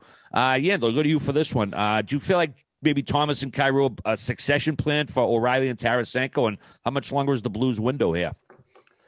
I think this kind of says their window's a little bit longer because hopefully you can keep guys like O'Reilly around and Shen and those guys, like core guys in the locker room. And you just got trust in Kyrou and Thomas, who are young studs in the game, that you're hoping that they can play as good as they can. And hopefully those older guys, when, O'Reilly, when they're, in a couple of years getting a little bit older, that the younger guys can kind of take over of what they've done so far. And they can kind of O'Reilly can be a second, third line guy, and those guys jump up a line and they take over the team. And then you still got contenders for the next 5-6 years, I think. Yeah. Like you could definitely tell O'Reilly doesn't maybe have the original jump that he had, but he's such an intelligent player. It makes up for his speed. So anytime you can rely on like a shutdown role, or even at that time, he can become like a solidified third line center with other duties. You're in good shape. He'd want though. I know. And I was thinking that lights it up this year. But I'm telling you, and we keep hearing it, guys who played in St. Louis, they love it there. They don't like leaving there. They love it. It's this hidden gem. I know. It's this hidden gem. So I like the Kyrou deal. I don't mind any of these deals. I'm just saying it's like, it's just like shocking that it's just like, well, like a little bit different for Stützle, where I'm like, well, wait, he could still play out one more year on his entry level, like, and then you could see what he's really made of, and like how much more are you going to be paying him if he does that? Like you're telling me he's going to turn down that number if he scores like 5 to 10 more goals and 10 to 15 more assists? Like take the 8.35 or fuck off. That's kind of where I'm at, where it's like, okay, sit at home. We're going to tell the fans that this is what you're turning down, and you're going to look like the fucking asshole. But Kyrou was up, and I feel like Kyrou had a prove it year last year. And I mean, fuck, he was an all-star. He's got that speed. I think that the one knock was maybe just a consistency on both sides of the puck. And there was a little bit of frustration, but when you have guys who are so highly skilled and highly talented, fuck, man, that's probably going to be the case till the end of their careers. Like, and you want cookies younger. You want the cookies even more when you're younger. It's like Ryder reaching up at the top shelf of the fridge, like Stützle. It's a little kid that wants his numbers. But they got the real cookie there this year. I think it kind of worked out perfectly that we got to talk about all of these, but also to kind of like assess it from like a team standpoint, like how much they can bite you in the ass, and just how bananas it's getting. And a few other significant signings too, as well. Just lower cap hits. Biz Carolina signed 36-year-old forward Paul Stastny to a 1-year, $1.5 million deal. He's got a no trade clause, and he gets a $500,000 bonus for winning the cup. 45 points in 71 games played with a non-playoff Jets team last year. Whit, how important of a signing is this? Like bringing in a grizzled vet to a team that's gearing up to make another run at it. Carolina's right there. They're I guess a top tier contender, you'd say. Bringing in a guy like Stastny, what does this do for the team and the room? It's huge. And Vegas wanted him back. He decided to go to Carolina over Vegas. And knowing him and knowing how guys like appreciate playing with him and the way he is in the locker room, I think it's a great move. I said Carolina, they really need, I've said it for like 6 years, they need a superstar. I don't necessarily think what they have is Stanley Cup winning potential yet. I know people get mad at me, but that's the perfect, at least, player who can play a good role still, while less minutes than he used to in his late 20s or whatever, mid-20s, but still be one of the favorite guys in the room. And so he's still got a lot of great hockey in him while being an awesome teammate. I love that move. And there's a reason that teams who think they can win it all are trying to bring him in. He's a crafty player is how I describe him. He's a very crafty player. Another guy who's not like the fastest guy out there, but just fucking wasn't he one of the last guys to use a wood twig? I think he was. Yeah, he used to use that late. Like a show. And they brought in Brent Burns too. So they're looking to get a little older there and get some veteran guys. Yeah, they had to address D'Angelo taking off, and that looks like a fun locker room, man. A lot of interesting characters in there, that's for sure. And then the one thing that's going to suck is they lost Patches with the torn Achilles, but they're going to get him back half season in, or maybe close towards playoffs. And that's a big lineup boost. That's like basically getting a deadline acquisition. I think that team, Kotkaniemi being really good is kind of like an enormous factor for how they're going to be, right? I mean, like they're giving him big money now. He's younger. He's getting into a role where he's going to be playing more. Like that's just an example of a guy who, if he lights it up, maybe I'm rechanging my take. Ooh, speaking of interesting, I've never done that before. Never. Speaking of interesting characters, Phil the Thrill Kessel ends up signing a 1-year deal with Vegas for $1.5 million. He'll turn 35 just before the season starts. Had a career low 8 goals in Arizona last year to go along with 44 assists. Keith, what's over under for Phil the Thrill's goals this year? Kind of think he gets a little boost there. I say do we know who he's playing with yet? Not yet, no. I mean, he's obviously, he's, I'd say. Who knows? They fucking trade guys every week. I'm going to go Celtic line, mate. I'm going to go kidnap him Celtic pride style, and so he can't break that record of yours, Keith. But after he gets back in the room, he'll end up lighting it up. I bet he gets 28 goals. No. What? Yeah. No. Dude, he's going to be playing with, I mean, you got to think like power play with Jack a little bit, Stone. If he's on the line with Stone, like. Sure. This is like when 20. Biz said, who'd you say was going to get 50? James Neal was going to get 50. No, I said he was going to get 20 last year, and he did in the American League. I fucking right. So real deal. I tell you what, he was making plays. He became a passer last year. He was just raking up the assists, but he's kind of lost a step where that's where he got that jolt off that shot coming off the wing. And he was having stick issues 2 years ago. He hasn't been himself in the shooting category, and that's how he breads his butter. He used to be able to snipe those long range shots too. They aren't going in anymore. The goalies are getting too good. They're too fast, and if he can find that extra little speed that he once had on that shot. I heard he's 205 right now, lean and mean, no joke. Gluten-free. He's gluten-free. Yeah, I heard he looks unbelievable, says he's in the best shape of his life. So I say 28, and that might even be under. Wow, inside he had 8 last year. This would be a 20. This would be a jump by 20. Can we get a future Barstool Sportsbook bet on whether he can get, so you're saying he's getting over 20? Yes, 100% getting over. Wow. I wonder what the odds would be if we can get Westy to do that, G. Is that possibility? Yeah, we can definitely get that. Over 20. All right. Sure. Do you like Jans' theory? Are you fully sold on Jans? His last 3 years are 14, 20, and 8. Well, granted, the 20 was in 56 games. I mean, he's on a much better team. No disrespect, Biz. But in Vegas last year. Different setup, man. Different power play unit. Yeah, 100%, man. I mean, the guy's still a sniper. I know he might have a little less mustard on the shot these days, but I don't think it's an impossibility at all. I would 100% put money on over 20 goals. You know why I'm going to agree with you, Keith? Because they pump oxygen into those casinos, so it's going to be like he's in a hyperbaric chamber. What about the for how much this guy loves to play cards? I say you get over 30. Hey, a little parting shot at the Yotes on the way out. He said it's going to be nice to play on a team that actually wants to win. How do you feel about that? I think that was fake. Was that fake? He really said that? He actually said that, yeah. Oh, so what's what a shot. Oh, in the yeah. face. Hey, welcome to my shit list, Kessel. I'm going to be fucking eyeing you all season, and I'm actually taking back my 20 goal prediction. Yeah. What did he say? Give me the exact quote. Obviously, that's not what happened. It's going to be nice playing on a team that wants to win. When you want to win, everyone on the team wants to win. It's a different feel and a different vibe. Wow. Yeah, but any quote mentioning why there's a little mustard off of his shot? Was it the sticks problem?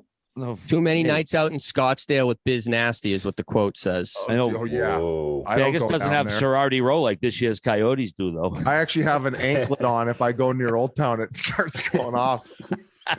I put it on myself, and I said, even I can't sign out of it. Swallow the key. Swallow the key. Yeah. Oh, God. All right. Another sign here. Montreal signed fucking restricted free agent Kirby fucking Doc to a 4-year, $13.45. I was like, why did he just drop an F-bomb there? $1 million. That's coming from me. 4-year, $13.45 million deal. He had 26 points in 70 games last year on a very bad Chicago team. the third overall pick in 2019. Probably benefit from a new club and a new fucking coach. Whit, what do you think the expectations should be for Kirby Dach this year? Again, 9 goals, 17 assists last year. Got to think there's a little bit of bump on a better Canadians team with Marty St. Louis coaching them. I would think so. I'll also say big year for him, right? I mean, kind of like I mentioned the Kotkaniemi. I know the ages aren't that similar, but you got to show up. And he got that bridge deal that Biz is kind of talking about in terms of they're disappearing in a sense. I think if he had shown a little bit more, he could have gotten maybe a monster long-term deal. But that's where they're showing him, hey, you got to go out and prove that you're a top 2-line center. And I mean, there's times you saw him, it looked amazing. And I know he's battled injuries. Remember his hand? Was that 2 years ago? It was his wrist, dude. Wrist, it looked like an S. Yeah, and so it's hard to get momentum when you're battling injuries. And like RA said, the team's horrific.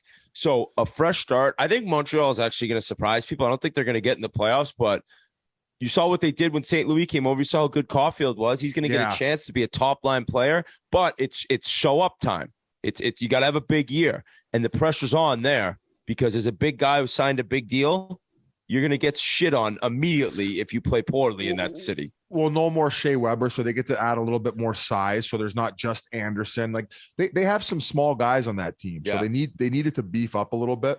God, I sound like Burger Van.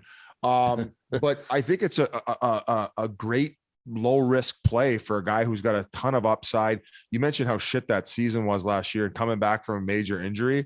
I think he's gonna be beloved there. I think he's gonna find his game and get this confidence with a coach that, fuck, man, he knows how to mold these guys. You see the response he got from Caulfield at the end of the year last year. There was that clip that went viral, like, you know, him working with him and then him scoring like a game or two later on the exact play they're working on. So a coach will make a difference, and a team that obviously is giving you enough stability to believe in yourself. So it's gonna. I think he's gonna fucking light it up. He's gonna. But hey, Kotkaniemi was a year before him, 3rd overall centerman in the draft. I thought it was a little longer than that, and so they do have a lot of parallels right now. Both wife these swap, guys. little wife swap. I think Doc's nasty. Yeah, okay. And I think going to that, I think like you said, the Canadians are going to be fun to watch. I don't think they have the goaltending to make the playoffs, but I think they're going to be really fun to watch, and Marty's going to have them buzzing. And string, too. I love it. I agree with that. I love you're bold about your predictions in this one, Jans. Yeah. Well, he'll be on. He'll be in. We have another special announcement. He won't have to come back on and defend the takes if he's teeing it up every day. No, he's going to come on. He's going to join us. 32 teams are going to make the playoffs. The Dallas Stars locked up a key piece of their future for what probably going to be a bargain price if last year's playoff were any indication. They signed restricted free agent goalie Jake Oettinger to a 3-year, $12 million deal. The 23-year-old BU alum turned heads in the playoffs, nearly single-handedly eliminating the Calgary Flames in the 7-game nail-biter that went to OT. But the Stars still have a huge name RFA they have yet to sign, Jason Robertson. He's coming out of his ELC. He's got 79 points in 74 games played last year. He's got 125 points in 128 career games. The team has $6.3 million in cap space right now. Team owner Tom Gagliardi, he was on our friends Cam and Strick. He doesn't sound like he's too big of a fan of just handing over that big deal like we were just talking about with other teams. Sounds like he's more of a bridge deal type of guy. But what do you think that Robertson ends up signing for, Biz, eventually? Well, that's because he got bent over in the hospitality field during COVID, and he got and he owns the Stars, and now all of a sudden, it's because he's watching Sagan and Ben make all this dough. He's calling them out like 2-3 times in the media. He's afraid of giving these big deals out. Well, I mean, fuck, dude, when you see Stutzel across the way getting what he got, I mean, if I'm Robertson, I'm probably asking for 9.5. But if he does this, yeah, I know, buddy, he is fucking nasty. And this is not an insult. He's a hockey nerd. He's only going to keep getting better. He is all in, and he's big, strong, fast. He's got the brains. He's got the skill set. The pro. Hey, I know they got those bad contracts, but if I'm his agent, I say, I don't give a fuck about those bad deals you signed. Yeah, I didn't sign them. Fucking buy them out. Buy them out, bitch. No, he's getting paid, dude. Of all the guys we talked about, he's the guy I would have no problem. I'll sign a personal guarantee on it, Mr. Gagliardi. Yeah, $19.3 million on Ben and Sagan for 3 more seasons. So, we'll keep our eyes out for a buyout there. If I were another team, man, this is where an offer sheet would come in, man. This kid, obviously skilled. He drives that line that drives the offense for the friggin' whole team pretty much. I would 100% give this kid $9.5 million offer sheet easily if I was another GM. Okay. They're chicken shit, man. But here's the thing, though. It's like the price is so high. I think it's 4 first rounders when you get to that price. Fuck it, though. I mean, this kid's, he's a proven commodity over like. I would agree with you. Well, I would agree. He's done it like a year and a half as opposed to, just one. But it was. Both years he's been really, really good. But at the same time, like if you're talking about 4 first rounders, I don't know. For me, that's scary. You'd have to show me what situation he would be going into and what the team, who would be the ones giving it up. Yeah, and you got to think a team like if it's say the Coyotes are going to offer sheet them, they're holding on to those first round picks to try to get Bedard and guys like that. They don't want to waste a first round pick when they could hopefully get a first overall. It would be a team that's trying to compete. That thinks they're going to be 25th to 32 in the draft. Right. He wouldn't sign it there though. Sorry, Biz. Stuck at this. And also too, Rupe Hintz, he's going to be due for a big raise from his $3.15 million after this season too. So a lot of financial decisions to be made in Big D over the next couple seasons. But boys, do you think we should send it over to Mason McTavish right about now? Or yeah, what a kid! I'm excited to see this kid evolve. Talk about a young gun, man. Nail gun. 19 years old as well. But before we send it over to him, I want to let you know that his interview is brought to you by Game Time. Game Time is the exclusive ticketing partner of Barstool Sports, created by fans for fans. Game Time is a new ticketing app that makes it easier than ever to score last-minute deals on tickets to sports, concerts, and shows, and they guarantee the lowest price. Tons of Barstool fans are using it and hitting us up on social, telling us about all the great deals they've been getting. And we've been using Game Time all year. Went to a bunch of playoff games. Me and G were hitting them up, a couple concerts as well. And it's so easy to use. So many amazing deals. You're going to love it. You just download the Game Time app, go to the account tab to create a login, redeem the code Chiclets for $20 off your first purchase. It's that simple. Terms do apply. Once again, download Game Time. Last-minute tickets, lowest price, guaranteed. And now, enjoy Mason McTavish. All right, it's time to bring on our next guest, who will be at Anaheim's training camp opening this week. The Ducks took this center 3rd overall at the 2021 draft, and he played for 6 different teams last year alone. He has a World Junior gold medal as well as an under-18 gold medal. And this summer, he made one of the most clutch plays in World Junior history with an improbable save in overtime in the gold medal game versus Finland. We're very happy to welcome to the Spittin' Chiclets podcast for the first time, Mason McTavish. How's it going, my friend? I'm doing well. Yeah, thanks for having me on. Are we getting grumpy, Mason? That's all I keep hearing from some of your coaches is you're a grumpy fucking bastard sometimes. That could be a good thing, though. I don't know about that. I don't know. I don't know. I don't know if that's true. Okay, well, that's good. We'll squash the rumors then here. Well, the reason I thought you might be asking him, Biz, because grumpy can be a little bit before camp. You know, the before camp grumps, Biz, you got testing coming up. Are you a little like anxiety filled with the testing and that aspect of camp, or are you pretty confident for all of it? Yeah, no, testing's, never something you really want to do, but we kind of got it out of the way already. So we did the bike test and on ice testing. So kind of lucky it's all over now. We had it all in one day actually. So the body was pretty sore for a bit, but lucky it's kind of over now. You look like a brick shithouse. Do you train with your old man?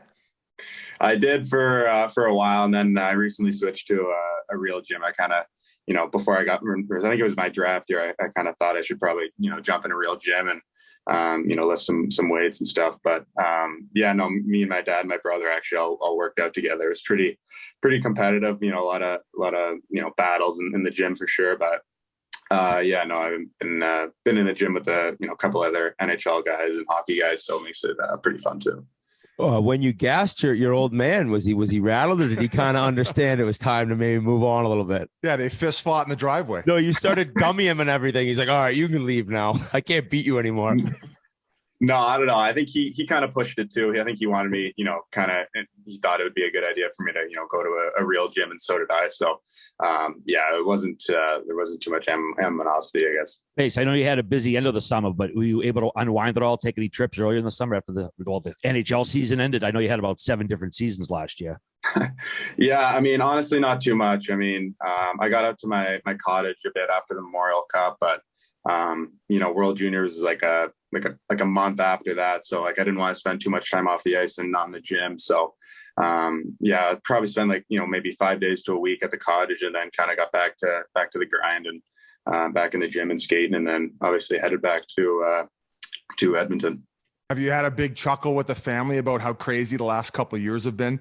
Even since like when COVID started, and we'll get into why you were born in Switzerland a bit, but just like going over there, coming back, league being shut down, getting drafted, playing in the NHL, AHL, back to the OHL. It's been a fucking shit show. Olympics World Juniors. So hey, give them a couple of years for the Olympics. Or you played in the Olympics also? Good talk, Biz. Shit. Okay, holy fuck, I forgot about that. Yeah. Well, that just proves the 7 teams I think RA mentioned. Okay, there you go. Yeah. No, it was obviously, the last 2 years have been, crazy for everybody. But luckily for me, I've been kind of fortunate to play, even, I think it was my draft year. The OHL wasn't obviously going. So, I kind of wanted to just play anywhere. And I was, fortunate to go to Switzerland. And, it was obviously crazy, last couple of years, but it's been, I think, like you guys said, 7 or 8 teams the last 2 years. So, it's a nice thing about hockey though. You meet so many great people and create so many friendships. So, definitely lucky to play on, all those teams. They bulged your visa, didn't they, a couple times in Switzerland, which is bizarre because you were born there. Dikembe. Yeah. They saw that hair and beard on him. Got put on the no-fly list. Watch list. They got a picture when he was signing his OHL deal, Biz, and then they saw the draft picture. What happened to this guy? Now you're on a podcast with RA. You ain't flying anywhere. You're gonna be fucking busting like John Madden. Back to though the first year of junior you were playing when COVID hit. I mean, that's pretty much why you're on all these teams, traveling all over the place. You were having a monster season, like as a 17-year-old, ripping it up. COVID hits. I mean, how long until you skated again? I mean, you've probably never been through anything like that. You definitely had. So how tough was that to be ripping it up so well in the O, and then boom, all of a sudden it's done? Yeah, no, I think it was halfway through my 16-year-old year, we kind of got shut down. We were really good too. I thought we had a really good chance of winning the OHL and going to the Memorial Cup, but it was crazy. I don't think I skated. It was like, it must've been like 3 or 4 months. I didn't skate. It was just, bodybuilder, kind of just work out and, eat so much food and stuff like that. And I think that's where, I did gain a lot of weight and strength through that kind of period. But, it was crazy. And then the first time I remember skated, it was like, sneak me in through the back door, and like the first time I actually got on the ice, I felt like, I'm like, oh no, like this is not good. I'm like, I think I lost. The SWAT team's gonna come in. Good. Yeah. Like the dream's over, Dad. I got nothing. Yeah, I'll go back to the home. Trudeau's like, get on the fucking floor, take off your goddamn blades. Don't get Wick going. He'll start another mask on. over the half shield. Yeah, seriously. But was it hard to keep yourself accountable in the workout sense? And like, who did you rely on heavily? Because I would imagine you had to go back home once the league shut down. You didn't just stay in Peterborough. Yeah, no, for sure. I think at the start, I was just working out with my family, kind of in our home gym. And then maybe my dad got sick of me, and then he kind of sent me out. But we're doing that for like three or 4 months, and then we moved to a different gym. And I think it was kind of fun though. Like, obviously it was, long days and long weeks, but, through like, you meet new guys at the gym and, create friendships there, and, they make it a lot more fun. So, I think that's a huge benefit. You guys know, I mean, all the hockey guys are all great people. So, they kind of make things more fun. We mentioned you were born in Zurich, Switzerland. What was it like growing up there and then having to go to Canada at 8 years old? Was it a huge adjustment for you at that age? It was. I loved it in Switzerland. I've been back a couple of times, and just the culture there, the country is so nice. I think everybody who's kind of been there says it's so nice. And I definitely love my time there. But obviously my dad did play hockey over there too. So I think we'd always come back in the summers to Canada. So I had some friends too. So I feel like that kind of made the transition a lot easier. Do you speak French? Isn't that the national language there? They have like 3 of them, I think, right? 4. Yeah, there's like Swiss, German, French, and Italian. So no, I can't speak one of them either. But it was an international school I went to, so it was all English. But when I was younger, I could speak like a bit of Swiss German, but I kind of just lost it from not speaking it, I guess. I was going to say, between you and Zegras buzzing around, you speaking the exotic languages and just him and his flow, you guys will be just tearing it up in Anaheim. Tearing it up. Take a little road trip down to San Diego, Biz, for a Padres game too. Oh yeah, we got that lit. That'd be wicked. I got a question though. Your father being in Switzerland that long, I saw you also played. Where was the first stop he had in European hockey? Finland. So that's early. I mean, guys have been doing that forever, but that was a pretty great lifestyle for him, right? And his numbers were so good. At no point were you 2-3 years old and he was done playing. Like, he was looking to continue, right? And he was still lighting it up. So it must have been really cool for you to see your dad on that stage, as opposed to the kids who see their dad in an NHL locker room where it's like so big. I mean, that's a little different, but to you, it probably felt the same. Yeah, for sure. I mean, I look at his career, it was pretty crazy. I mean, after his, he overaged in the OHL, he went to school, and not many people, like the Canadian school. So it's not like the best hockey, but I mean, it's not bad either. But not many people kind of do come out of there. And I think he went to it was like Team Canada. I think they don't have it anymore. It's just like, I'm not even sure what it was, but then he went to the A and then played a couple games in the NHL and then did go over there. But I do remember just being in the locker room after games and practices and just hanging out. I don't think the trainers really loved me. I'd crush a lot of the gum there. They I don't know if they loved it, but I do remember it. It was pretty fun. Just seeing how much fun they had in the locker room, and there's a couple other imports there too that were really nice to me and my brother too, being such younger kids. So it was a great experience for sure. Yeah, Canada used to have a national team where they would just travel around. I think they would go to that tournament over there. Is it in Davos? The Spanish Cup, they would be the team to represent them. But I noticed your dad led that team in scoring that one year he played with them. Yeah, did he? I didn't even know that. But yeah, I'm sure he did have a good year, because I think he signed a two-way out of there with Calgary. So it was obviously a different career path. You don't really see many guys going from CIS to NHL. And he was able to get his NHL games. Now, you were drafted to the Petes, and so was he. Did him being drafted there have anything to do with it, or was it just a coincidence? I don't know. I don't think I was really, planning on going to Peterborough. Like I think I kind of told, teams in the first round I didn't want to go.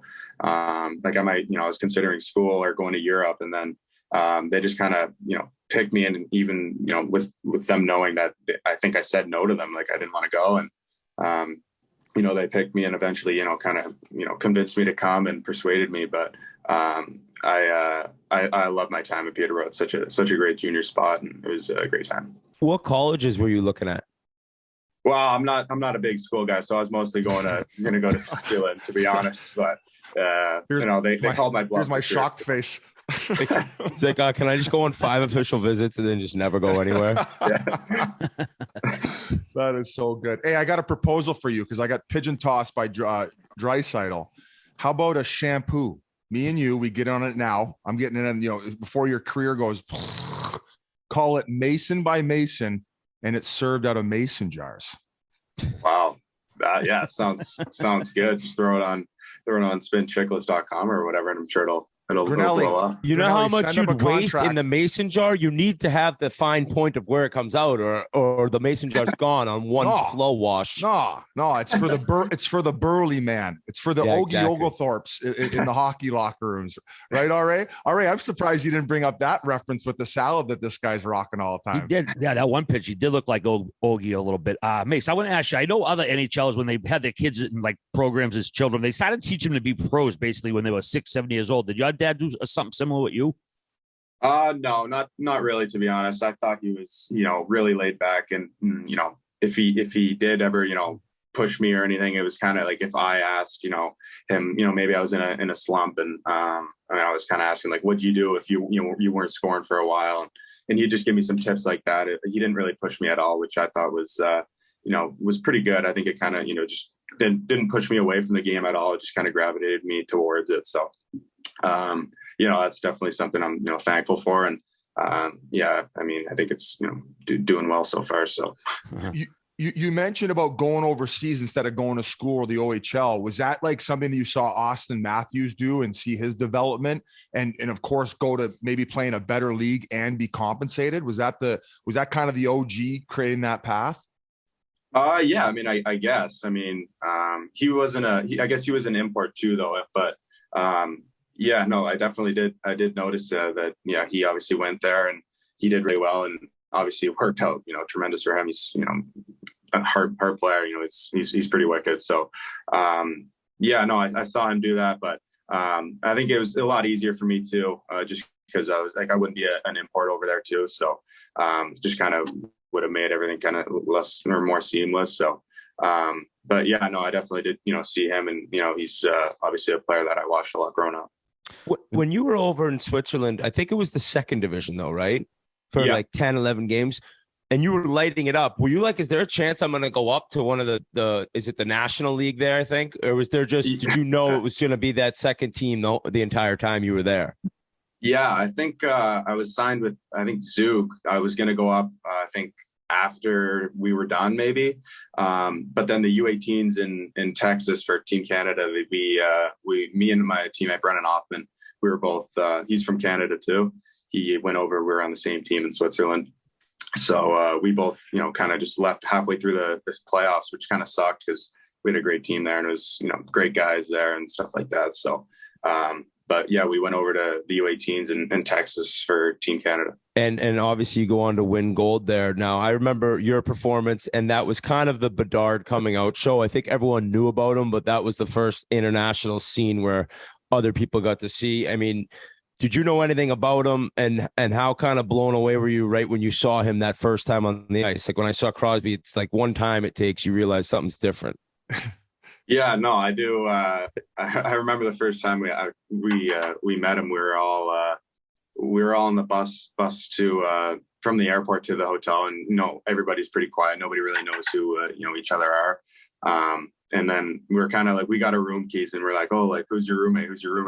And then like, nobody would really ask him. And then somebody asked him, and he's like, I think like McTavish is. And then I was just like, kind of like, oh, fuck, like this fucking guy. Like, I didn't really know. Obviously he's really good, but like, I didn't know. And I was just kind of wanted to be with my buddies. But obviously I got to know him really well. And so were you chirping him? Were you giving him the business? Is he a young 15, 16, whatever at the time? It must have been a little awkward. Yeah, no, it was definitely really awkward at the start, but we're on the same line too. And I do remember your question. The first skate we had, he was honestly, I thought he was pretty bad, to be honest, at the start. He did not look good. We were doing like breakouts, and we were like, he got a rim and he just like completely missed the puck. I'm like, what's going on here? Like, who is this guy? And then obviously, you see him play, he got way more comfortable, and I was talking with him way more and stuff like that. We're obviously really good buddies now, so it's pretty funny. But obviously, when he gets really comfortable, and I think he's gotten a lot comfortable quicker now too. And he's obviously a special player. He's seen his shot is just ridiculous. So just a treat to play with, and he's even better person too. That's the best part. So I love catching up with him. He was probably nervous rooming with you. He's like, how's this 27-year-old on the fucking World Junior team with a fake passport? I'm going to have to shave this guy's back. Like Little League World Series over here. Who is this guy?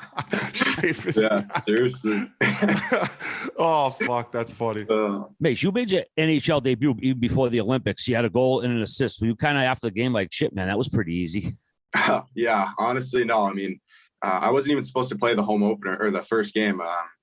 I remember going to like the Cheesecake Factory, and then I was at the beach, and then I went back to the hotel, and at like 3:30, Dallas called, our coach called me, and he said one of the guys got sick, and he's like, yeah, like you might be in. I'm like, no, like what? Just, what are you saying? Like, tell me you're kidding. And then would you eat at cheesecake? Be honest.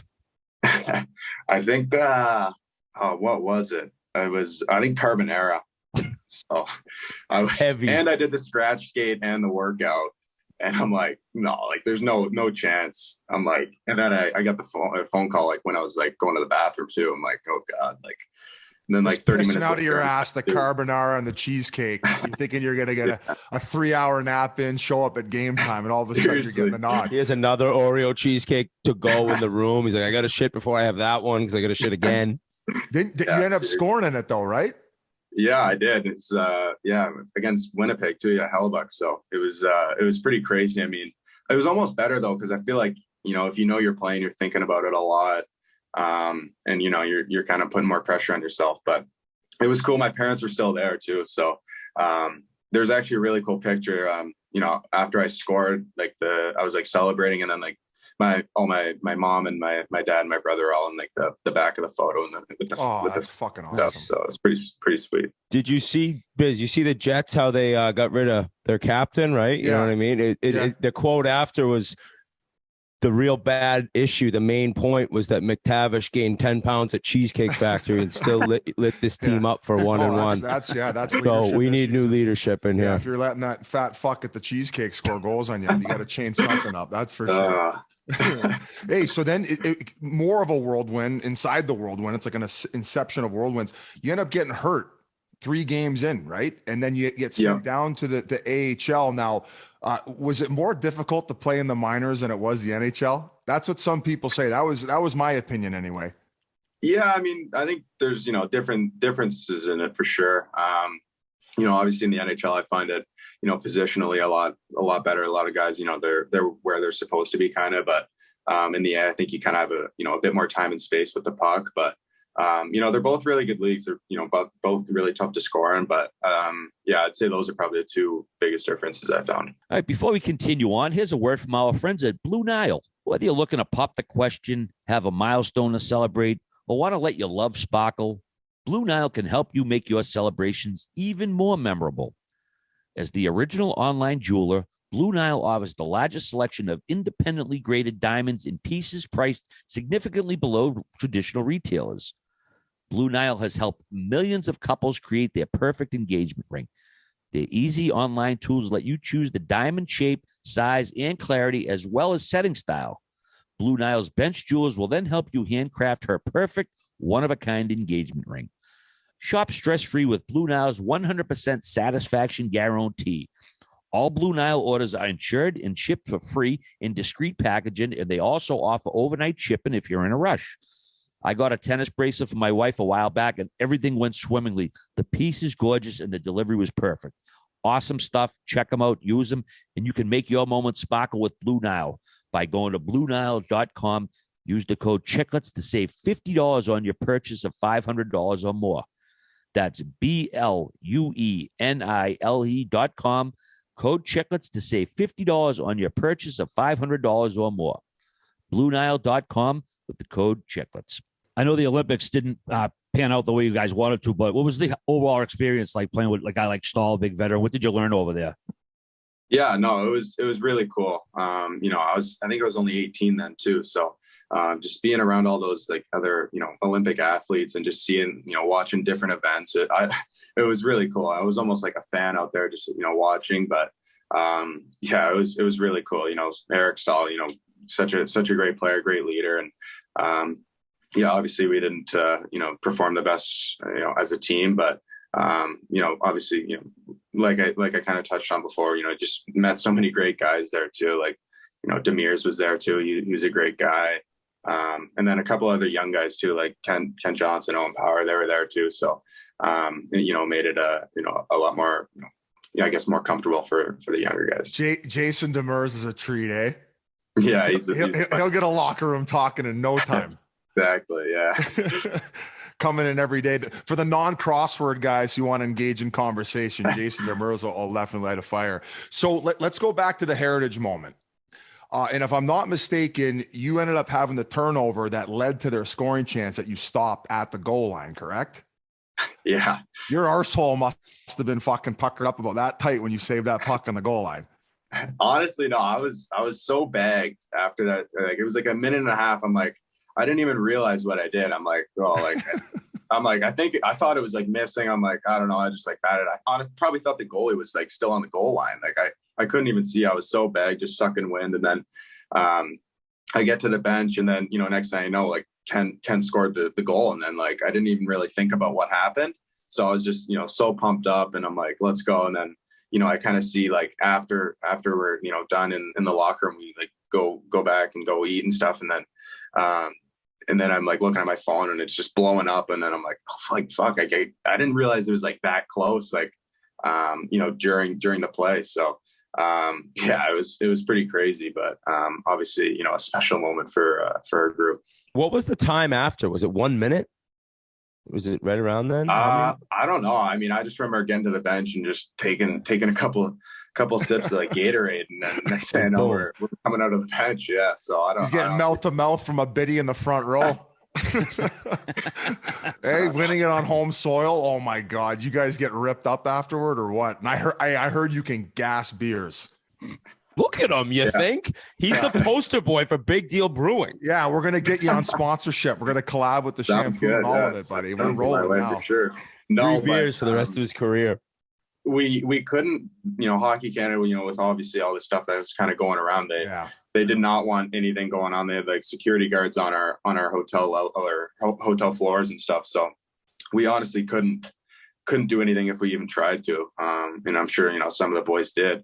But yeah, like it was pretty sealed tight. And then, I definitely celebrated when I came home though. I got a question, because with the tournament getting canceled, ridiculous, in December, there was guys who decided not to go, right? Like I think Owen Power didn't go, Shane Wright didn't go. And I mean, you'd already played in the NHL and you were the captain. I mean, was there even a thought of skipping it the way other guys were? No, to be honest, it's been a dream of mine ever since I was a kid. I didn't even think it was, possible for me to play in it. Like, as a kid, obviously just, and then, you get the chance and you've been told you're going to get the captaincy and stuff like that. It's just like, like there's no way I'm passing this up. This is, a lifetime, this experience of a lifetime. And, I think it's also, I think a lot of players get better playing in those high pressure moments too. Like gold medals at like, just even like OHL finals or Memorial Cup, just those, high pressure games. I think, players can, get a lot better, in those, circumstances. So for me, it was a no brainer. And, I'm definitely, proud of the decision I made. And it probably felt good to wipe that bad taste from your mouth after the tough loss at the Mem Cup too. You guys go all the way to the final. You win the OHL. We didn't really talk about the trade when you moved over to Hamilton. We'll get into that, but that must have been just fucking devastating. Yeah, no, for sure. It definitely sucked. We're really banged up too, which even made it worse. I feel like just because, we felt like we had more, we could have gave more, but. And what you'd fought through to get there. Exactly. Yeah, it was tough, but credit to them. They're a great team. They played really well. They had their home support too. It was a tough situation for us, but as I said, credit to them. They're a good team, but it definitely stings. No, hey, so what you're probably referencing in a very political way, let me guess. These guys loaded up, lost in the second round of the Q finals. They were at home and got home ice, and then they ended up being all rested and they won the tournament. That's my biggest complaint about that. That's my biggest fucking complaint. They lost in the first round of the Q. Oh, what? Hey, that should be automatic pigeon toss. That's like getting 10 goals if you play in the Quebec League. Like that's like I don't know. I don't know how they lost in the first round though. I think they were like a really good team, so I have no idea how they did lose. Yeah, okay. They were pretty good. Mr. Politician over his own. True that. So and Biz mentioned the trade. I mean, you mentioned Peterborough, and then I think it was like 2 players and 6 draft picks. Were you like brought in discussion in terms of where you wanted to go, or was that completely out of your hands? Yeah, a little bit. I mean, in the O, I think you can kind of like manipulate where you want to go a little bit. Obviously the team's got to trade you and the other team's got to want you for sure. But I think it was kind of between Hamilton and London. So I didn't really know, what the teams were like, especially the Eastern Conference. Only played the Eastern Conference this year with COVID and stuff like that. So and I only played 5 games, so I didn't really know who was good or who was bad. So I just kind of relied on my agent, Pat Morrison. He did a great job, and obviously the decision kind of worked out. But I love my time in Hamilton. There's such great guys. It was an older team too, so we had a lot of fun. And we obviously, brought it every night too, that we played. So it was a great time for sure.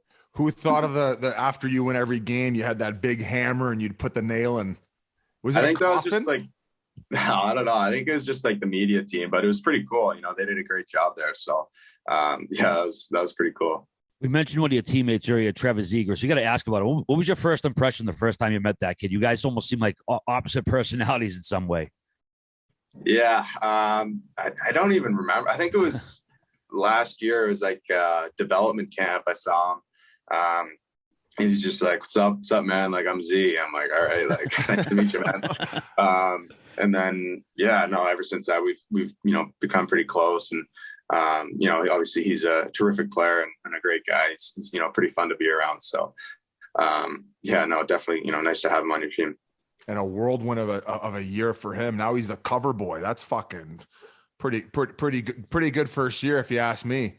Yeah, no, it's pretty wicked. I think he knew a little earlier too. So, he kind of told me, I'm like, wow, like that's pretty sick. That's pretty wicked. It was pretty special for him, I'm sure. Now, when camp opens, are you going to be starting off at center or wing, or do you know yet? Have you talked to the coach about that yet? Honestly, I have no idea. I think we're just doing rookie tournament right now, and I'm playing center. So, obviously it's a whole lot different, training camp than rookie camp. But, I kind of play, anyway. I even like the right wing too. So, but obviously, most, naturally a centerman. But, I personally think I'll be on the wing to start. Oh, really? Okay, because going back to Eakin's comment, the problem with keeping you last year was the fact that they were deep in that position and you just weren't going to get the amount of reps you needed. And, sometimes when you put a guy in like a third or fourth line role that you want to eventually be a top 2-line player, like, you dumb them down to becoming a plug. Yeah, no, I don't know. I mean, it could be, could be center, could be wing. Honestly, I have no idea, but if I had to, choose one, I think I'd start on the wing. Hopefully, if I, have a good training camp to make the team. But, yeah. Why is that? Just because it's so hard to compete down low against these big guys at that level? I don't know. I just think we have, 3 really good centermen right now too. It's tough, as a younger guy, going in, playing really good centers. I think faceoffs are a huge thing too. And it's a lot of experience and reps at that. And, but yeah, I'm not too sure. I mean, I could play center for sure, but it could be on the wing. I honestly have no idea. Busy wants to get some tap-ins, just driving the net hard. I mean, cut the guy some slack, dude. I'm grilling you right now. You're listed as a fucking centerman, bro. The fuck, man. Making me look stupid on my own podcast. Take me through a day, like in the summer, right? Like, after you train, like what are your hobbies? Are you golfing? Are you doing anything in the afternoon? Or this summer was weird with the World Juniors. I mean, did you have any time to just chill? Yeah, for sure. I mean, I definitely like to golf, quite a bit. That was pretty much, golf or workout, skate, and then golf pretty much every day. So, just kind of started after COVID kind of hit, and then that was pretty much the only thing you could do. So, just being out with my buddies too. It's nice and fun and being outside. So, it's always nice to, get out. He said he golfs with a little attitude there, Biz. He said he golfs with a little attitude there, almost like he's calling us out. No, shit. I would love to play you guys. I might be on, Biz strokes though, but we'll see. Fuck does that mean? Have you fucking watched any of the last 3, buddy? We're on a 3-game win streak. Right, Whit? Yeah, no, you guys are great players for sure. And one dropping tomorrow, correct? My left stroke just went viral. Correct. We're dropping one tomorrow. Who do you emulate your game after? Like, is there one guy you watch growing up where you're like, I want to be that fucking tank out there, running guys over, a throwback. If somebody hits my teammate the wrong way, I'm going to go over and pump their fucking eyes shut. I'm going to bury Geno's. Who was that guy that you looked up to? I did love watching, Pittsburgh was my favorite team. So I liked Crosby. I liked Malkin. If you say Kunitz right now, no, I wouldn't say that, but, just Crosby and Malkin, I'd say are the biggest guys, just especially Crosby, just the way he carries himself off the ice and how hard he, competes. And, the success kind of speaks for itself. He's won, I think 3 cups now. So, 4. I don't know if you saw Malkin's birthday cake. They got another one coming. Next time you see Sid, their names are already written down for this season's winners after that cake got released. Next time you see Sid, ask him who taught him the knee drop. I don't think he fucking broke the 30-goal mark until I taught him that. So, hey, Biz, when I was looking up, when I was reading about this guy, he's exactly 20 years younger than me. So think about that, Biz. 18 years younger than you, 20 younger than me. So that means when you were, 11, like big-time NHL fan, was McDavid already in the league? Are you that young? Well, I was born in 2003, so I don't know. I mean, I definitely do remember watching McDavid when I was like 13 or 12 or something like that. So yeah, it's definitely friggin' kids, dude. Buddy, he was fucking born the year I was drafted. This is eerie. Now I feel bad for saying you were giving mouth to mouth to Biddy behind the bench. How do we end this thing? Hey, all right, you got anything for this guy? How would you think I friggin' feel, for Christ's sake? Mace, what was the biggest eye opener when you were with the Ducks last year? What was the biggest surprise that you weren't expecting being on the road with an NHL team? Yeah, I think just the way they travel, the hotels you stay at, it's just you can kind of think about it as a kid, but you never really do think about how they travel and how nice it is, and then you just hop on the private jet and you're at the nicest hotel, and then you're playing, and then you're back home, and then you're traveling again. It is a lot of travel, but I think the teams are doing a great job of making it really comfortable for the players, and I thought that was pretty special moment. Is it true you were stealing the robes from all the hotels early on, though, and then you didn't know you'd be getting charged for them? You thought they were free? And those blinds. That's when he's true story, right? No, I don't think that's true, but maybe I'll do that, though. It could be a play. Yeah. Just comes right out of your paycheck. No big deal. You know what Yans used to call the stewardess on our private flights? He said it the other day to me. Fart sniffers, because all they do is blow gas after drinking all the protein shakes. Protein shake and some pizza. Farting all over the place. And they'd come kneel down and they'd ask for your order, and you just rip an ass. They calls them the fart. Is that bad, Mason? Is that probably inappropriate? I don't know. Yeah, I don't want to get you in trouble. Maybe it's too late for that. Probably not. Yeah. But ship already sailed. Mason, I saw a quote of yours that you were talking about comparing North America to Switzerland, the way they train individual development. Like you said, it was actually better over there. What's the big difference that you think it's better there? North America could learn from it. Yeah, I think it's just the coaches talk a lot with the players, I find, and they there's obviously bigger ice too. So I think you're getting more touches and more time and more space with the puck, and you're kind of getting that extra second to make more plays, and maybe make that extra play that you might not have time to in North American sized rink. And I don't know, it could have just been the team I was on too, for sure, but I thought they did a really good job with the development side of the game. Outside of Kent Johnson and Bedard, if there was one player on that World Junior team you're going to say this guy's going to go have a long successful NHL career, which guy would you pick? I would take Zellweger, Ducks Nation. So wow, you guys are just all you Devils fans listening, this is the future's bright. The Anaheim Ducks is when you say the future's bright. Pasha might jump out a window right now. Yeah, fucking Pasha. He's been talking about this team for 7 years. They've had 16 first overall draft picks. The Devils just catching such a ricochet shot in this interview. They're across the country from the Ducks. Wait, I think I met this guy's mom outside of our hotel because it just so happens we were there. He's the defenseman, right? Yeah. Yeah, apparently he's fucking nasty. Yeah, he is. Sick mitts, like really nasty. Skates so well too. He's a great guy too. So I think he's pretty nasty. So they got him and Drysdale back there. They are locked and loaded. Yeah. And our 10th overall pick was, I think, Mintnikov too. He's at the rookie camp. He's looking nice too. So yeah. I apologize for not knowing, but I saw Zegras and Drysdale got new numbers this summer. What are you wearing there? I'm still 37. I want to change to 23. Training camp number. Yeah, I don't know. I'm not probably make the team first and then maybe next year. But yeah. I don't know. Yeah, I mean, well, I don't mind 37. It's all right. It's my mom's favorite number too, so it's kind of cool, I guess. I was 37 at Blues camp. You know what happened?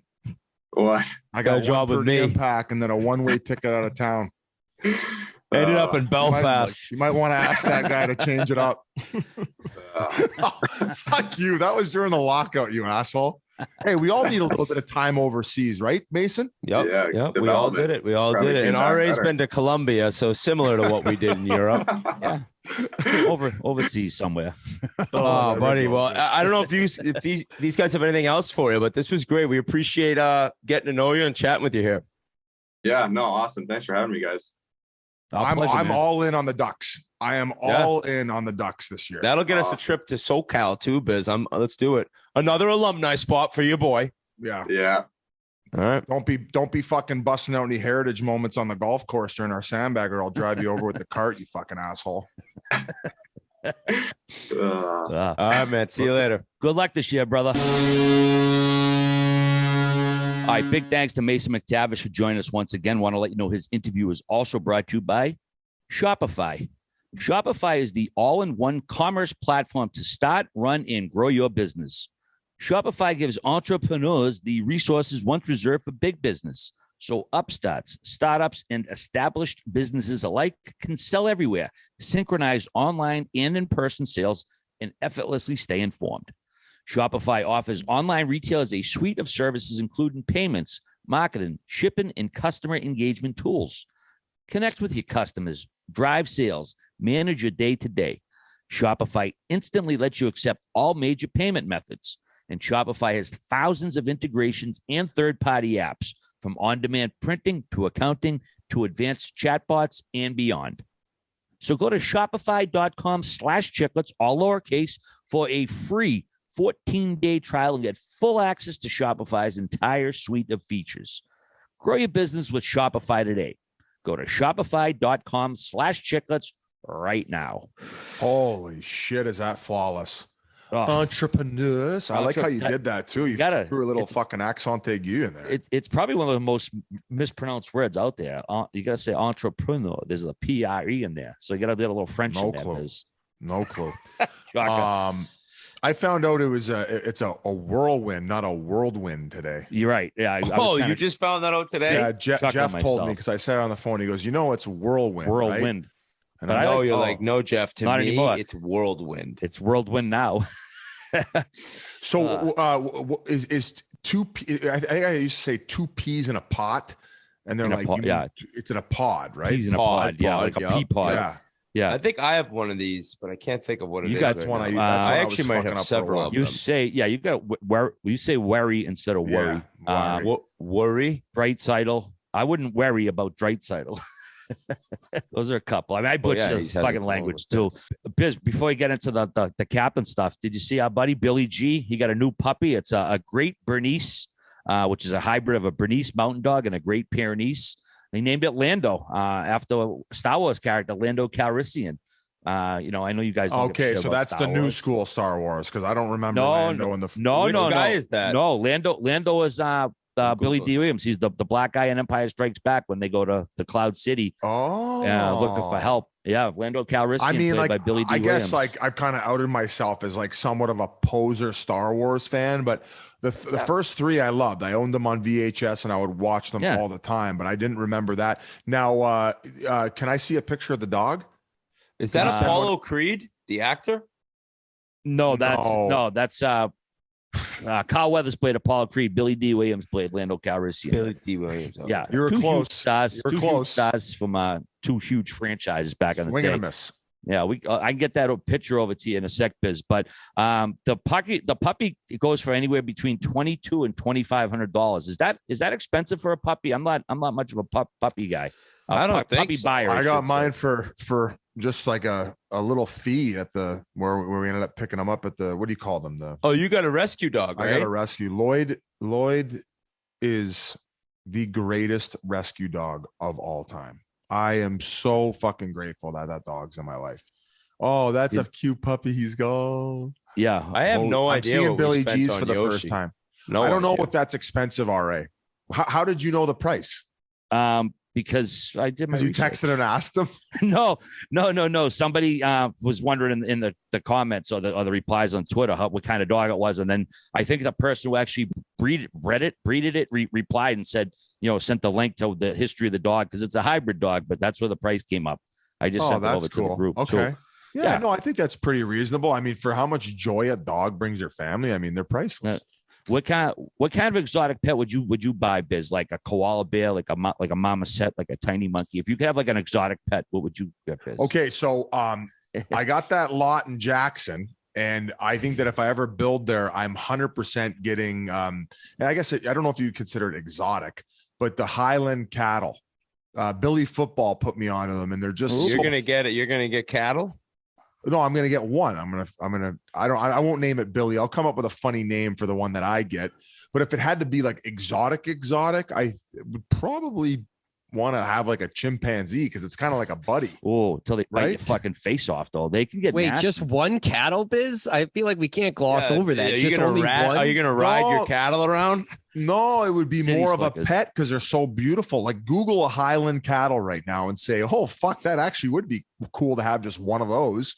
Doesn't make it very unique if you got a bunch of those. I mean, would I have, I think that I would raise my own cattle to maybe like eventually eat it as beef. Oh, wow. He's like, oh, wait, fluffy like Yoshi.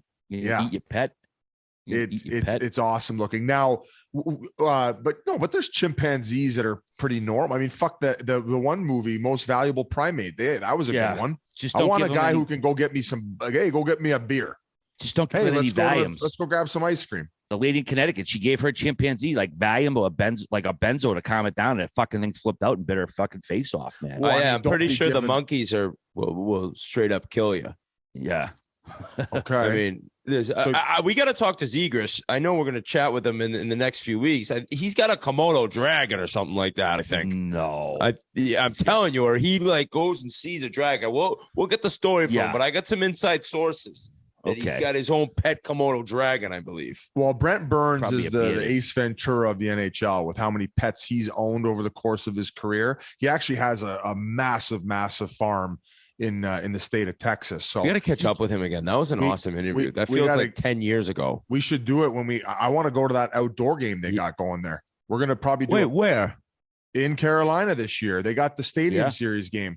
Yeah, that's where the outdoor game is. I didn't know that's that. where the Stadium Series. Yeah, because the Winter Classic here in Boston. Yeah. Is that going to be a fucking? Who's Carolina playing in that? Maybe Florida, because Tampa got Nashville last year, so maybe the Panthers. But I can't wait for the all-day tailgate because there's not too many NHL plays where you can tailgate. What would you have, Whit? What would be your exotic animal?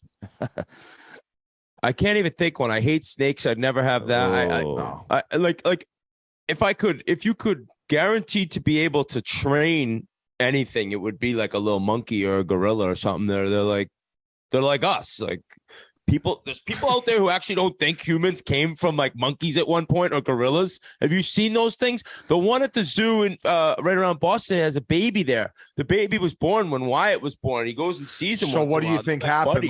Like humans started fucking, and then how did they eventually? I have no idea how it happened, but there had to be some sort of connection millions of years ago. Are you guys actually? Do you all not think there was? No, I believe in that. What's evolution of man? Yeah, like the evolution of man. Like, I don't know why some got left behind or how there's still even all these different monkey species. But I don't know, man. I feel like I got the middle guy's back right now. But I don't think I ever fully got there. Fucking right as the dinosaurs went extinct, there was one guy. He's like, my L5S1. They're like, ooga. I can't wait to get I'm going to be getting a bunch of DMs from like physio people being you got to put the ball in your ass here and bend forward. You got to put the bong down for a second. So, Hurricanes are playing the Capitals in that Stadium Series game. That hopefully will be tailgate fought. Speaking of balls in people's asses. Oh, we know. I'm all in on the chess world now. I've been playing a little bit lately with Pasha too. And we talked about playing at some point. I'll dummy you in chess. You've been playing? The best chess player in the world played against a guy who's known as like one of the bad boys. And apparently he's been caught cheating before. but he like dusted the champ, and this champ was on like a 40-game win streak. And they're saying that he had anal beads up his ass and that somebody was sending a zapper to tell him where to move. Like they basically ran it, and because he was just like firing through. I saw this story, but so what is this is a wild story. I saw the guy who cheated, who I believe cheated, interviewed, and he had such a smug look to him, and his answer, something smelled fishy. 100% he had anal beads. He's like that Shrekel, whatever that scumbag's name is, who has the Wu-Tang album that fucking made all the prices. Oh, Shkreli. Yeah, that guy was a rat. That's who he reminded me of. That's who it is. The story is wild, though. Yeah, he actually. Oh my god, he sold the Wu-Tang album for the vibrating anal beads. But he what I don't understand is, is somebody watching, if it's being streamed or whatever, and then are they putting in, if these are the best two in the world, who knows what the next move is? Like, it's a computer. It's a computer generated. What's the best computer algorithm? What's the best move here? Zzz, right to the fucking anal gland. Yeah. Just coming in his jeans. So you're telling me no guy out there could beat a computer in chess? No, they play to draws all the time. They play to draws. Yeah. Wow, you actually know a lot about this. Wow, Biz, huh? Yeah, I'm a chess connoisseur, and I also well, we did have the Archbishop on, and then that's an old school interview for your OG fans. I don't even know what the Archbishop is. The foot model. And then I believe they had the show called the Queen's Gambit, or the Queen's Gambit. Queen's Gambit. Yeah, I wrote a blog. Oh yeah, about it. I'm pretty much an expert. Rest in peace to the Queen. Shout out the Queen. I mean, we're bringing up all this. Who was famous for her pearl necklaces. My mother would fucking disown you. Like, I think my mom was like crying when the Queen died. She was always like a royal. Bad joke. Okay. I laughed. This woman, I talked about her Bush, her life to service. Not my mom's. She seemed like all right, you probably know more about the Queen and everything that she contributed to society. I just think that the whole monarchy thing is the biggest fucking. They're just hoarding money. Yeah, they're just hoarding money. I have no affinity for the monarchy of the way they do things. RA always talks about being Irish and how he hates the royals so much from like Ireland and the entire what they did to Irish people, correct? Yeah, I mean, and just clarify here, because I know I had a few of our UK listeners chime in, and like, this isn't about UK people, British people. It's just we love all our fans. It has nothing to do with people who live in England or Britain or whatever, or who Kingdom. Like Brexit or don't. As an American, especially who live in Boston and of Irish ancestry, I don't have like there's no love lost for me with the monarchy and what they stood for, or whatever. I mean, I'm not like crying and like laughing in my beer here. I didn't feel anything. Like, she passed away, as an older woman who passed away. Like, okay, but I didn't like. I'm not crying. I'm not upset. Yeah, like 96 years old. I mean, right, come on now. What a fucking run. I just, they interviewed that one. I don't know if she was Irish on CNN, and she gave very like clear and distinct answer why, like, she, it's sad when anyone dies, but like, look at the track record of what was done or wasn't done. And, is that what they talk about, colonialism? Yeah. Yeah. I mean, people like, she didn't colonize everything, but she, there was a lot of stuff that happened on her watch where really she didn't. Yeah. I mean, especially with the Irish troubles during the 70s and stuff. And, like, someone in power maybe could have done things different. I mean, my thing was, look at the reactions around the world. There were a lot of people who weren't particularly upset, not just Irish people, but the Argentines. And there were people in countries legit popping champagne like afterwards. Like, I wasn't doing that, but yeah, it wasn't a person who like everybody over the Queen's passing. Yeah. Yeah. Oh, yeah, my! Rolled a special joint to her. That's fucking. I mean, that's spiteful. I mean, no, you look at the history of the world, and it's kind of crazy that a small little country the size of fucking Alabama or whatever has like caused so much havoc planet wide. I mean, I understand things are different, times are different, and that's the way of the world back then. But it is wild that one tiny country was like able to like do so much. Like, I don't know, whatever word you want to use. I don't say damage is the word, but just that they created so much mayhem around the planet, like taking people over and stuff. It's kind of wild that one little small country was able to wreak so much havoc over the years. But I saw David Beckham stood in line 13 hours to see her coffin. I mean, That might be one of the craziest things I've ever seen in my life. What would you wait 13 hours in line for, Biz? I'm calling bullshit. There's no way he waited 13 hours. Yeah. I don't think I think it's legit. Brunelli? They had cameras on him the whole time. Unfortunately, I think he actually did. He was crying the whole time as well. I mean, guys, like I said, I have somebody passed, right? It's sad. Yeah. I guess I don't understand like millions and millions of pounds of flowers were sent there. Like people spent millions and millions of pounds to buy her. It's like, why not just donate the money to think of how many people that could have been fed on her behalf. Yeah. It's just all of it's just bizarre. Almost as much money as the monarchy spent to have that fucking Prince store. What's his name? Apparently he was getting heckled the whole time. I mean, you probably should be getting heckled. No, wasn't he like in a full sweat next to a 15-year-old guy with the Epstein? Like, come on. Yeah, he's a creep. He's a creep. There's no two ways about it. He's a fucking creep and was involved in all that. And because of who he is, he didn't get arrested or do time. And they pay. I mean, they paid a significant fucking chunk of change to the woman there. Who, Biz, you know the now king. How he was married to Princess Diana, but then he had an affair with her, and he's with the woman now. You know her name? Camilla. Do you know when they were like exchanging messages early on in their affair, they found out like he'd been saying, "I want to be like your tampon." Ugh.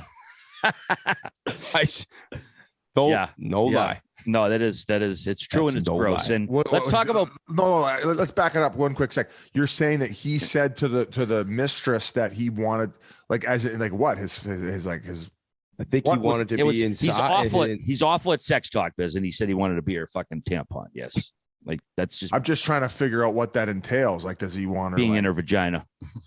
That's what tampons. It's that. I was overthinking it. I was definitely overthinking it. Yeah, Biz, I want to be what you throw out. Like, what are you talking about? Biz is so confused. He's like, I want to cheat at chess with you.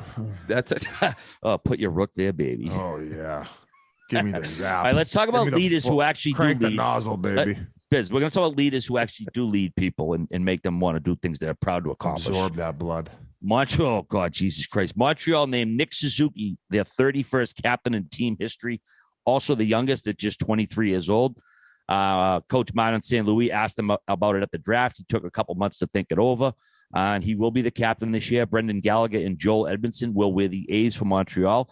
And naturally, several Quebec politicians were chiming in, saying, well, he was a great choice. He now has to learn French. Fuck off. Fucking archaic. Ricky, better off dead. Shut up. French. Shut up. Hey, you guys have a hard enough time running the country. Just worry about that. Okay. We'll get Suzuki the fucking hooked on phonics for how to fucking tell you idiots to shut up. He said he took online classes as well as French growing up, and that he's better reading it and speaking it, and that he'll, quote, get better at it. But honestly, he doesn't have to do anything. I mean, he could appease them and say, I'm going to learn it. But like, you fucking got a job to do, man. You don't need to learn a whole new fucking language. That's what translators are for. They'll get over it. Like, the guy ain't gonna suddenly become fluent in fucking French. I'll tell you what, I'm excited for him and the pick. I think he's just got such a calm demeanor about him. Where, I mean, obviously they had a very difficult year last year. It seems like he just like he's steady Eddie. He puts the fucking work in. They're gonna, they are a young team, and he knows that they're going to get better. And I just think that he's the type of guy that you want to emulate. You want that even keel guy who puts in the work and shows up every day and just goes about his business. It's a lot of pressure being the captain of the Montreal Canadiens at 23, but just for meeting him a couple times and just like conversing with him, he just seems like the type of kid who is just kind of like born to be a leader. So good for him. And how fired up is he now, probably looking back at being traded after getting drafted by the Golden Knights? He's in Montreal, and I know that may sound crazy with the Golden Knights having really good teams. And the past 3 years, the Canadiens, it's not what it once was, but I think now to know I'm captain of this team, this historic franchise, this is me saying it, and I'm sure he believes it. I think looking 3-4 years from now, the Canadiens could be awesome. There's obviously question marks, but it looks like this like the ceiling is high with a lot of these guys having the first overall pick. They're probably going to have another higher pick this year, I'd say. And I thought it might be Gallagher. I think most people maybe, but the fact that Suzuki's younger and has been there, this is going to be his fourth season. It's like, all right, we believe that as a younger guy, it makes more sense. And I'm not inside the locker room, but Gallagher is, I think, what most people thought. Would you agree with that? I think he's just too much on the back nine, and yeah, exactly. And you know, he's slow. He's such a great guy to have in the locker room, and I just don't like. Maybe he doesn't even expect it or want to be captain. You know what I'm saying? Like, I'm pretty sure if this team is going to have any success moving forward, it's going to have to be led by Nick Suzuki. And I think they believe in that. And obviously even the new GM in place believes that. And the guy we talked about earlier, St. Louis, right? I mean, he would be telling them everything that he sees in that kid to management. So I'm pretty sure that the right pick was made. I also loved, I mean, it makes sense that he was asked about it or offered it, and it took him a little while, which you're not going to right away just say yes, I guess. But knowing that he went back, he probably talked to other guys on the team that he really trusted, believe in, and wanted to make sure that they were completely comfortable with it. No, maybe I'm at 23, there, I would have been at the fucking Chez Perry in the back room. This is like, what? Can I get a bonus? I have a bonus for me around my horn, fucking having them fucking take it off. Can I cash my check here like Shane O'Corson did? And then the other side of the spectrum, for a team that seemingly had a fast track to the semifinals appearance a couple of years ago, the Jets, they've become a bit of a mess lately. Paul Maurice walked, no playoffs, the Patrick Laine drama, and now Blake Wheeler will no longer wear the C in what the franchise is calling a leadership group restructuring. But clearly Bonus has taken the C off of this kid. There have been all kinds of non-specific stories about the room. There have been problems in the room. I mean, nobody comes out and says specifically what it is, but he had been the captain since 2016. He's got 2 years left at $8.25 million. They're just going to go with 3 A's for now. Darren Drager tweeted, quote, "It's not an indictment of Wheeler. Bonus wants other players to share a bigger leadership role, but I don't know, that kind of sounds like spin. I mean, I guess, how is it not an indictment of the leadership is if they're pulling the C from the guy? What's your spin on this? Okay, so last year specifically was difficult. Was it last year he also had the rough start to the season where he hadn't scored in about 15, 20 games to kick off the year? So sometimes when you're going through like personal struggles, it's like, it's hard to be that leader because you're just like, you're fucking like, well, how can I lead right now? Because I don't even have my own game going. Get on the fans once too. So there was a bit of back and forth, I think, all season with him and the fans where, you know, I remember after one game where they won, I think he had a pretty good game. He kind of bit back at him, and then it became a storyline. So like, I have so much respect for the guy, and I would imagine it's probably like an embarrassing scenario for a guy who holds himself to such a high standard. You kind of get like almost like the Joe Thornton vibes, but it's all about how you handle it. And I think that his name has came up in trade speculation so much that I think that it makes it an easier thing where you're not trading your captain, where everyone's well aware, like, listen, we need to kind of hit the reset button and kind of get a better feel out for the locker room and how to head in a winning direction. If you're going to take this as a personal shot to your ego and you know, it's going to spiral and get worse, well, then that's how somebody would but I would imagine that he's like, no, it's the right thing to do. It probably helps, you know, make the transition if he were to get traded a lot easier. And hopefully they can figure things out there, because it's no secret. We've talked about it like 3 or 4 times on the podcast that there were internal issues in the locker room, and maybe that how do I say this? The camaraderie wasn't exactly where it needed to be, and expectations were not being met based on what people thought that team was. Despite the lack of depth on defense, they had the goaltending and they had a fucking miraculous top 9, and they just kind of completely laid an egg. And I think that's probably why they're in the situation that they're in. And to not even give it to Scheifele either, because you saw his comments at the end of the season, and I don't know if it's contract. How many more years does he have left on his deal?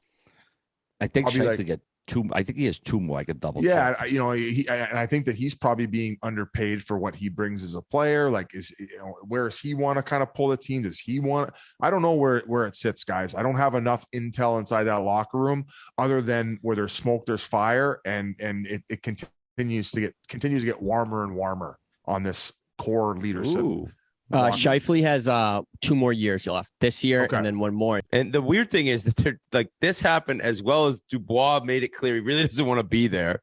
And there's just so many different storylines going into that team, going into this season, that at the beginning of the year, if they struggle, no one will be surprised. And if they light it up, it'll be like, wow, something has changed in there.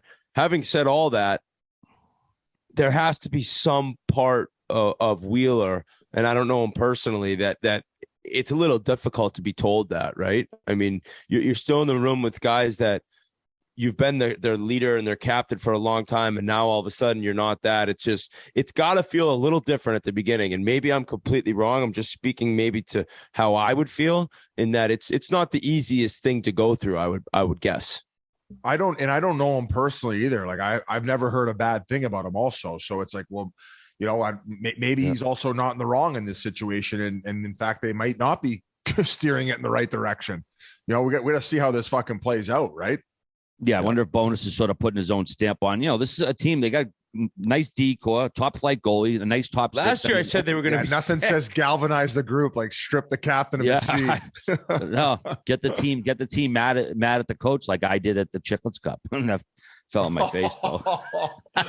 Here we go. Here we go. So right now, 7 teams currently without a captain. Obviously, Winnipeg, Buffalo, Scotty Bowman over here, Buffalo, Anaheim, Arizona, Philly, Seattle, and Calgary. Although Spot Money seems to think Kyle Oposo is going to get to see in Buffalo, but either way, that's that. Moving right along, a few of the stories here. San Jose and Evander Kane, they finally resolved his grievance over the contract termination last season before it had to go to arbitration. Kane's going to get a one-time payment, and San Jose will have a cap penalty retroactively applied to last season's cap. Basically, it sounds like he won his grievance, even if no one's using that word.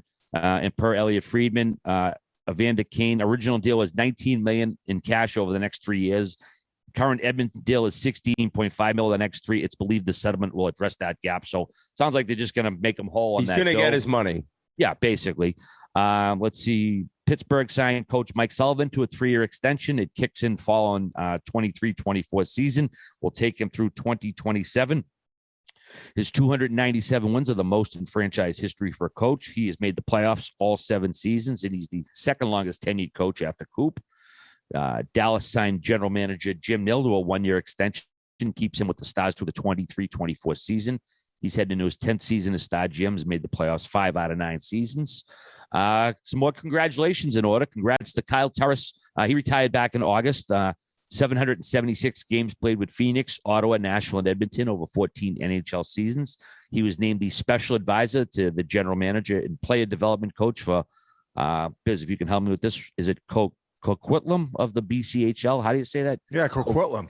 Coquitlam, not too shabby. I nailed it once. First time out. Chicago's going to retire Marion Host's number 81 on November 20th versus Pittsburgh because he was elected to the Hockey Hall of Fame 2 years ago, and now he'll have his number up in the rafters in Chicago. And Biz, some big news relating to you. The TV schedule for the season has been announced. Yeah. ESPN is going to open on October 11th with the doubleheader, Tampa Bay and the Rangers, and followed by Vegas and the Kings. And then, boy, Biz, TNT is opening with the doubleheader on October 12th. The Bruins and Capitals kick off the season on TNT, followed by Colorado raising their banner before taking on Chicago. Biz, TNT has the Stanley Cup this year. You must be so fired up for this because I know we are here at Spittin' Chiclets. So I was actually quite fortunate that we started out with just the conference finals because it's a long season. And like when you get involved with like the TV mix on TV where you're going every night and you're trying to keep the beers out of your system or whatever else you're consuming and balance it all. But it was great learning curve. But yes, I'm so fucking pumped that we have the Stanley Cup finals this year. It's going to be a blast. I'm not sure if we're going to travel for the conference finals and the finals, but it was tough because at the beginning of the year last year, we didn't go to the Stadium Series and we didn't go to Minnesota for the outdoor game. Oh, right? The Omicron variant. It was crushing. Yeah. Yeah, that guy. So now we're going to be on the road fully. So we're going to get in the swing of things. So it was, we're fired up. I'm fucking super pumped. And, it's who do you guys think is going to be in this cup final, by the way? Well, I had Colorado repeating, and we can get into this later if we do a season preview show, which I'm sure we will. Yeah, but once I saw those friggin' outfits they wore against the foreplay crew in the scramble, I don't know if you noticed that. There is zero chance they repeat. Landeskog, Makar, Devon Taves, and JT Comfort played the Barstool Golf Podcast foreplay in a scramble versus each other. Their outfits, there is zero chance that they're repeating. You heard it here now. And they were my pick until I saw this picture. All right. Do you want to chime in? On picks for next year? I haven't really done my homework yet for who I'm going to be picking for futures next year. So no, I'm not. I don't have any cup selections yet. I got this inkling about Gino's cake, and I'm feeling the Pittsburgh Penguins if they get the goaltending. That's what I want. That's what we want. And then of course, can we get that lucky? Can we get that lucky, Biz? I don't know. All I know is I'm going back. We're going back to the Berg. We're going back to the Berg. So keep saying that Sid's fired up. I mean, Jesus, that gets my that I feel that in my plums. Biz. I want to do it. There's a chance that he will show up. I want to do like a Cribs episode with Gino in Pittsburgh because he's always got like weird shit in his house. He still has the cake left over in the fridge. He's like, "You want a piece?" Done. So, Biz, do you get your specific game schedule yet, or is that sort of play it by ear as the year goes on? So we're trying to figure that out with, of course, what we're traveling for and doing with Spittin' Chiclets. Like that's kind of the hard part. I mean, obviously, talk, and Anson and Liam. Wayne also has other duties too. So we get him sometimes and sometimes he's not on the broadcast, but I'm excited to see the crew and figure out exactly what dates I will be going. But I don't think I'll miss a date, at least the first full month of the season. But man, you mentioned it briefly. Like we got some fun shit coming. We got the Pittsburgh to open things up. We're for sure going to be in Boston for that outdoor game.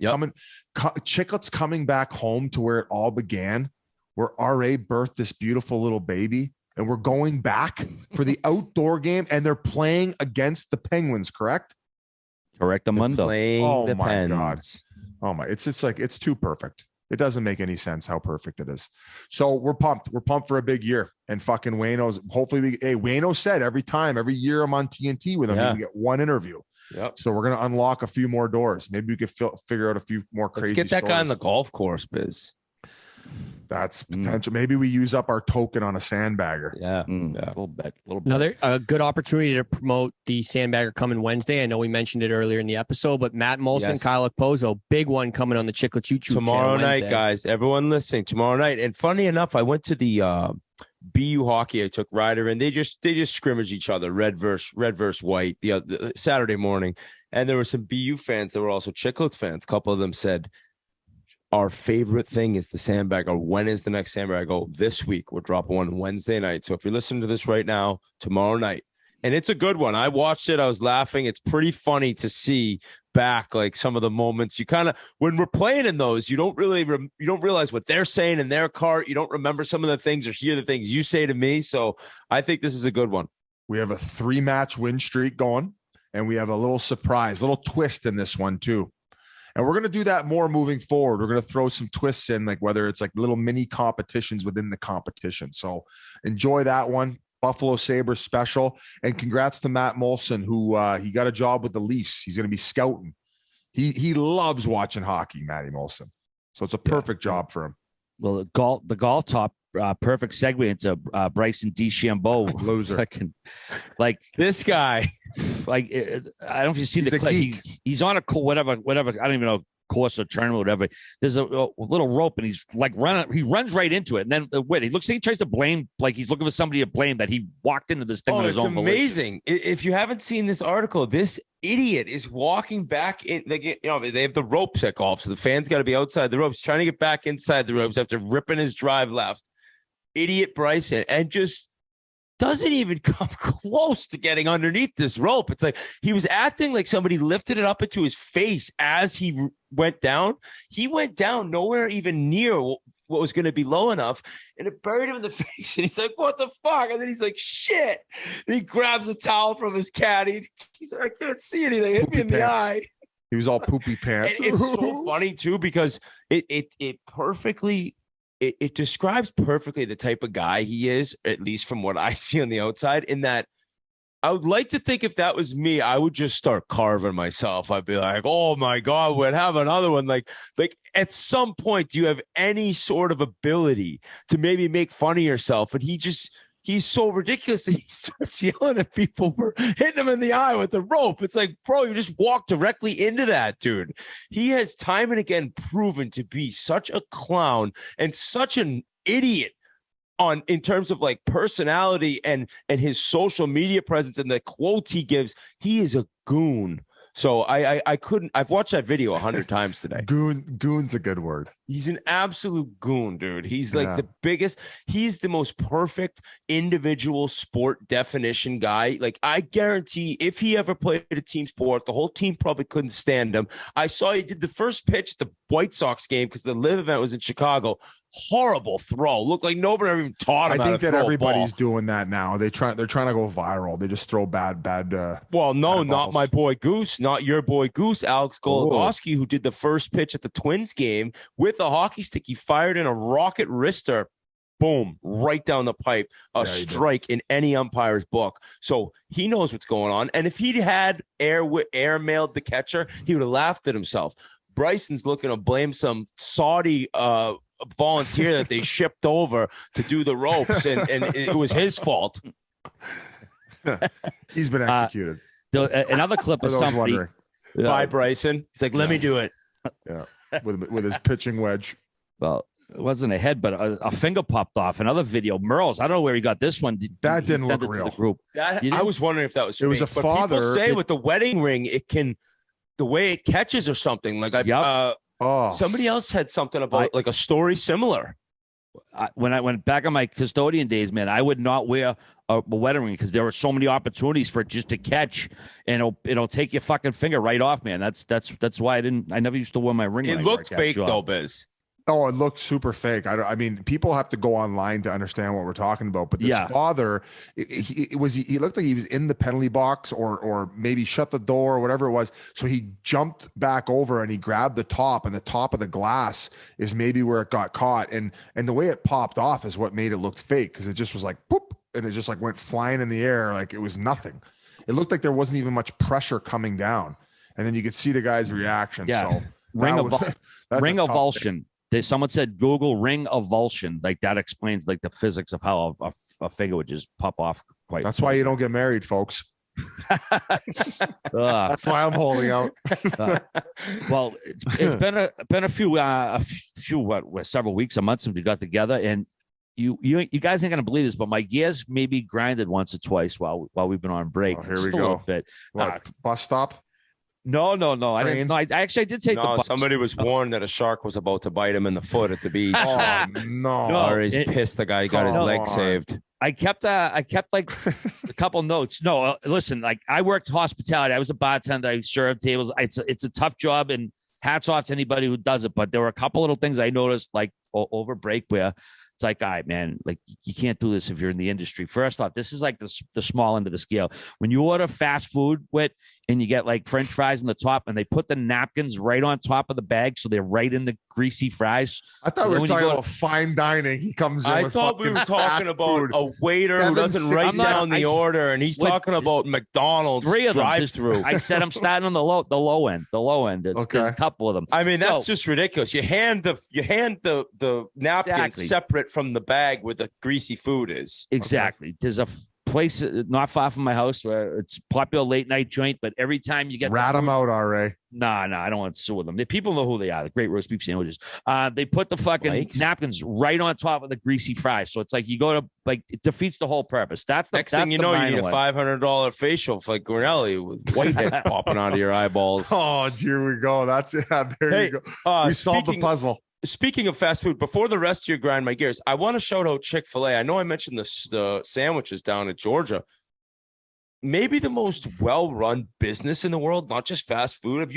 First of all, every day the ones I see, they're packed, lines all day. You go through so fast, and then the food is so good. It's always fresh. I found out from somebody, apparently to franchise a Chick-fil-A, I think you have to have worked in the restaurant industry for like 5 years. Like, they don't just give them out to anyone. So there's a reason it's such a well-run machine. So shout out Chick-fil-A. That's like In-N-Out. In-N-Out's a well-oiled machine too. I think from my experiences, Chick-fil-A, like, I think In-N-Out, they are 50 times more efficient. I think In-N-Out's overrated too, in a sense of like the quality of the product, but the way that it's made and how much they're able to do and rifle it all out, and the competence of the staff. I think they got a well-oiled machine.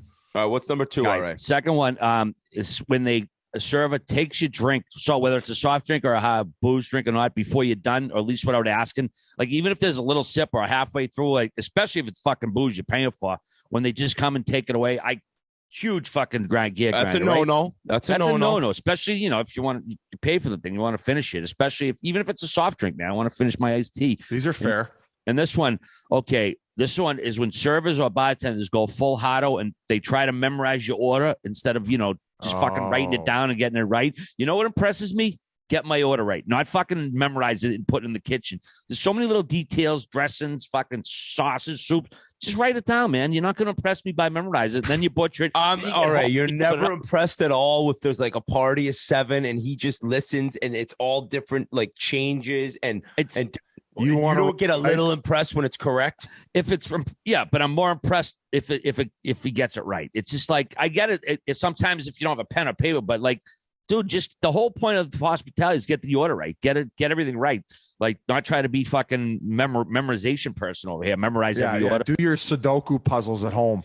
Yeah, exactly, man. So, whatever. A couple of things I noticed. Mind games out of here. Just write my fucking order. I agree with you, RA. That was a great. RA, he could have been busy. It could have been a crazy night. Like, he might not have had a pen handy. Like, they could have been out of pens at the restaurant. There's a lot of intangibles. Out of pens at the restaurant, bro. I just allowed for that. Intangibles here. I just allowed for that, and it's like, still, dude. Like, if you're a fucking waiter, you have a pen, but you can tell they're not doing it because they don't have a pen. They're just doing it because this is a quick order. I'll memorize it, and then you get home, and it's fucking they butchered it somehow. So yeah, I'm more impressed when you get the order right than you are memorizing. I don't want to eat anywhere that doesn't have a pen. If the entire restaurant is not one pen, I'm not eating there. That's a bad sign. All right, great. I like the escalation of the intensity of the grinding of the gears. That was masterful. Thank you. As a former bartender, I'd agree with you on all fronts. Thank you, buddy. I appreciate that. I love when we get along. Biz fight little tummy sticks. Little tummy stick action. Missed you, man. Biz, those pictures of your hands. Oh my god. I know. That was like hard.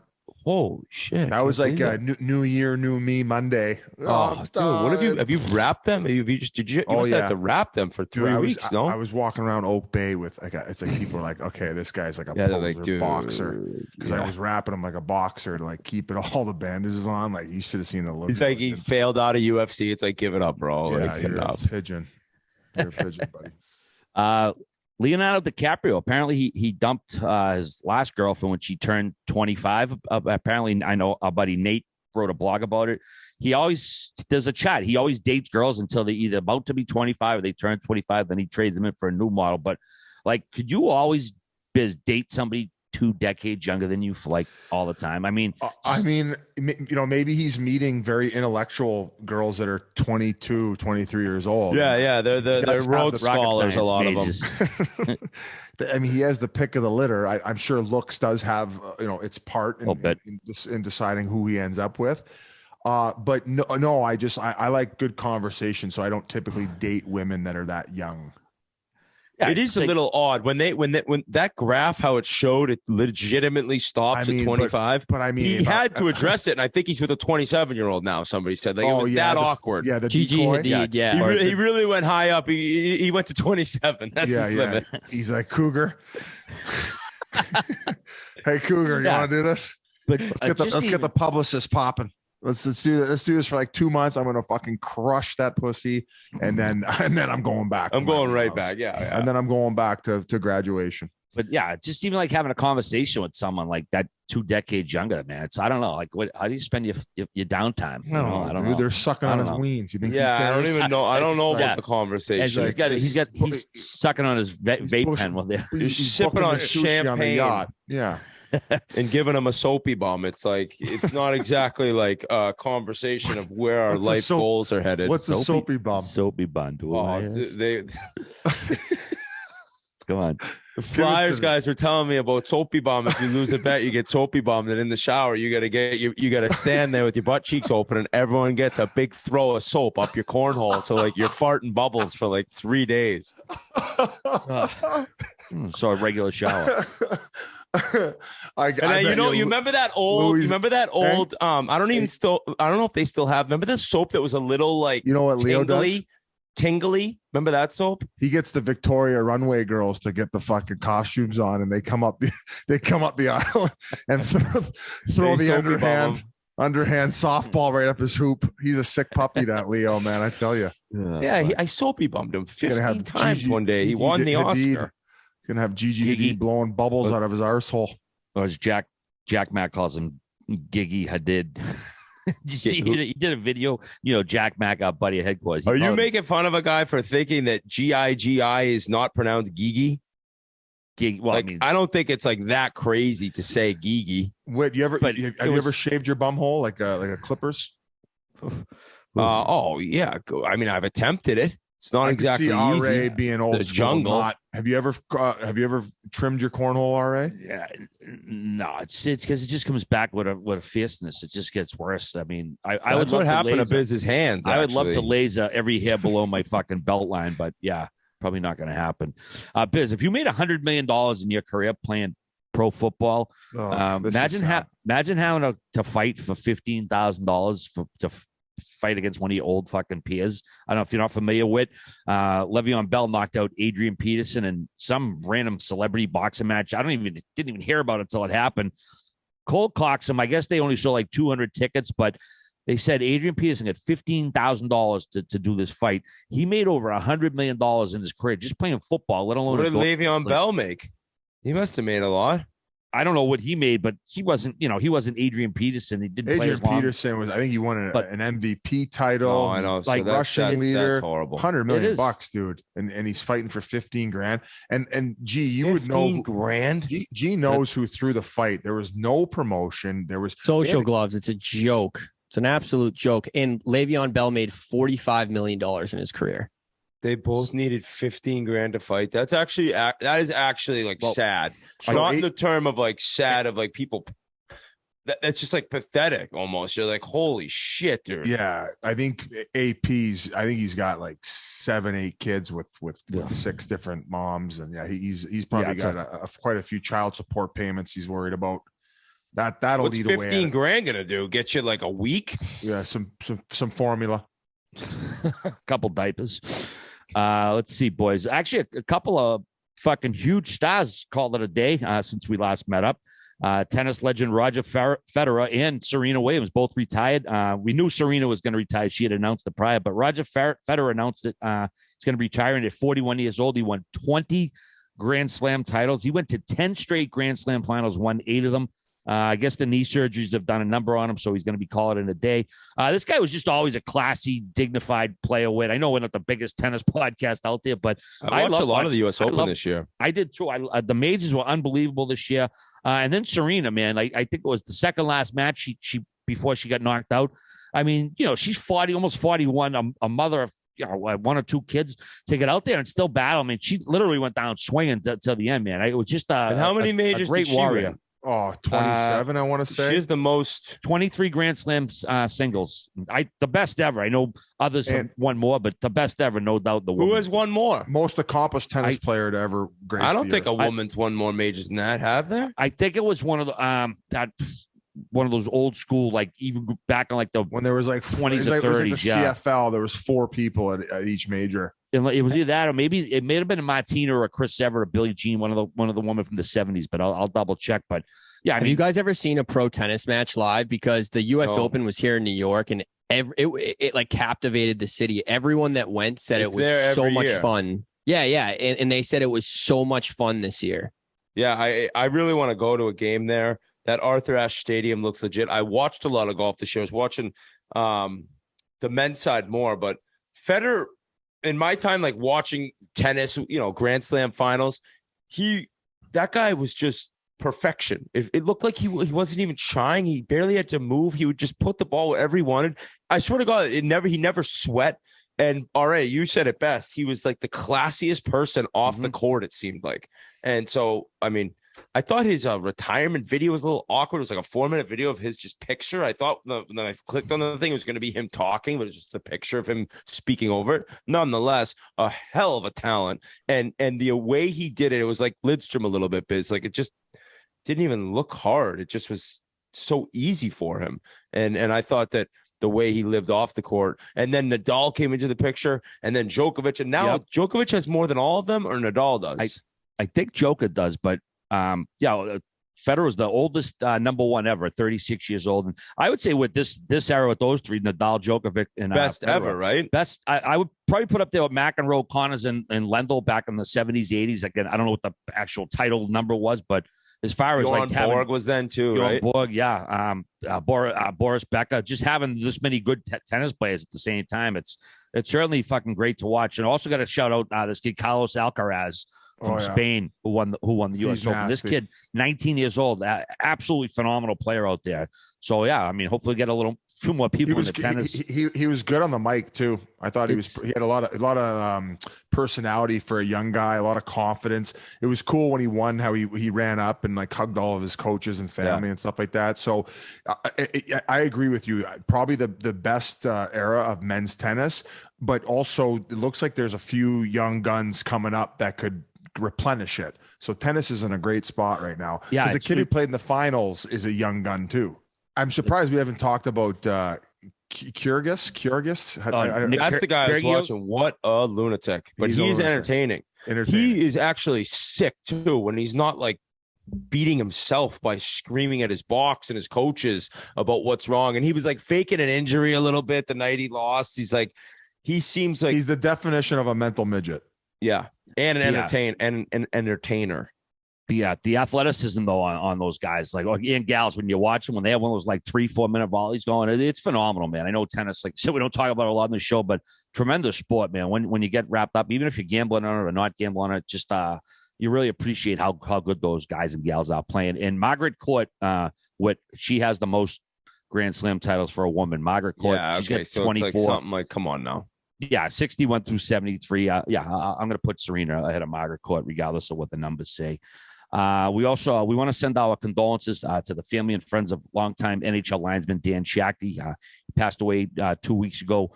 He was the first American official to work 2,000 games. He was on the job for 30 years. He went on to work for Hockey East and USA Hockey as well. A very well-liked guy by all his peers. I know a lot of his former co-workers were sad to see him go. So, again, we want to extend our sympathies to family and friends of Dan, and hopefully everybody's doing okay. So, boys, were any final notes you want to wrap up? But you've been watching anything, Biz? You've been doing the same old stuff or what? No, buddy. I don't really watch much TV. I know that I'm going to start Better Call Saul at a certain point when the season gets going. I like to when series finish before I start them. Yes. But no, other than that, man, it's been, like I said, for everybody who checked out the Biz Does the Coast series, thank you very much.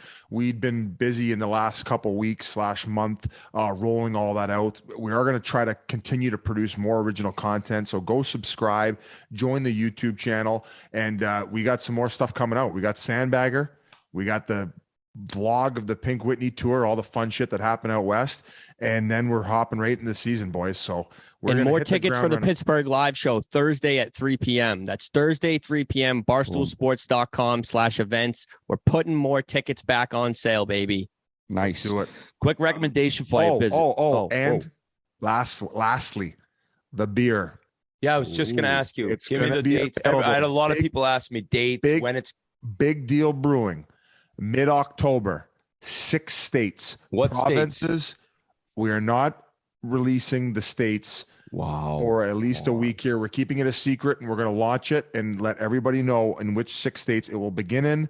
And then a slow launch after that will start to be released in other states. And I will make sure I stop by, and hopefully the whole crew is able to, at a certain point, stop by in all of these states, go to bars that are going to be carrying it, liquor store appearances, whatever it may be. And then, of course, provinces. Once we figure out a few more things, we're going to let you know on where it's going to be first. So Big Deal Brewing is coming. It's coming to kick off the season in select locations, and then we're going to continue to roll that bad boy out. Big Deal Brewing. Can't wait. Can't wait to slurp some down. Wait, if you're looking for a cool little show, it actually just won the couple Emmys the other night, Abbott Elementary. It was the show that won, where Jimmy Kimmel come up and kind of stole the girl's sunshine there when she won, or the woman's moment there. It's like one of those network mockumentaries like The Office or like Modern Family, when they're like talking to the camera. Abbott Elementary, dude. I thought I was done watching network shows. I put it on. It's on Hulu and HBO Max. Absolutely fucking hysterical. Wicked funny show. It's got a lot of heart to it. It's about an inner city school in Philadelphia and all the teachers dealing with everything. But it's a cool little comedy. You can piss through like the season in a couple hours. But Abbott Elementary, like I said, I thought I was done with network shows, but it's good shit. So That's about it, boys. Unless you got any other final thoughts, I am fired up to be going again. Now it's another week. We're chatting with you, Sandbagger Wednesday, but I'm pumped to be back, boys. Let's do it. Likewise. All right, and everybody. All you listeners, we love you. Thank you so much. We'll talk to you next week. Peace.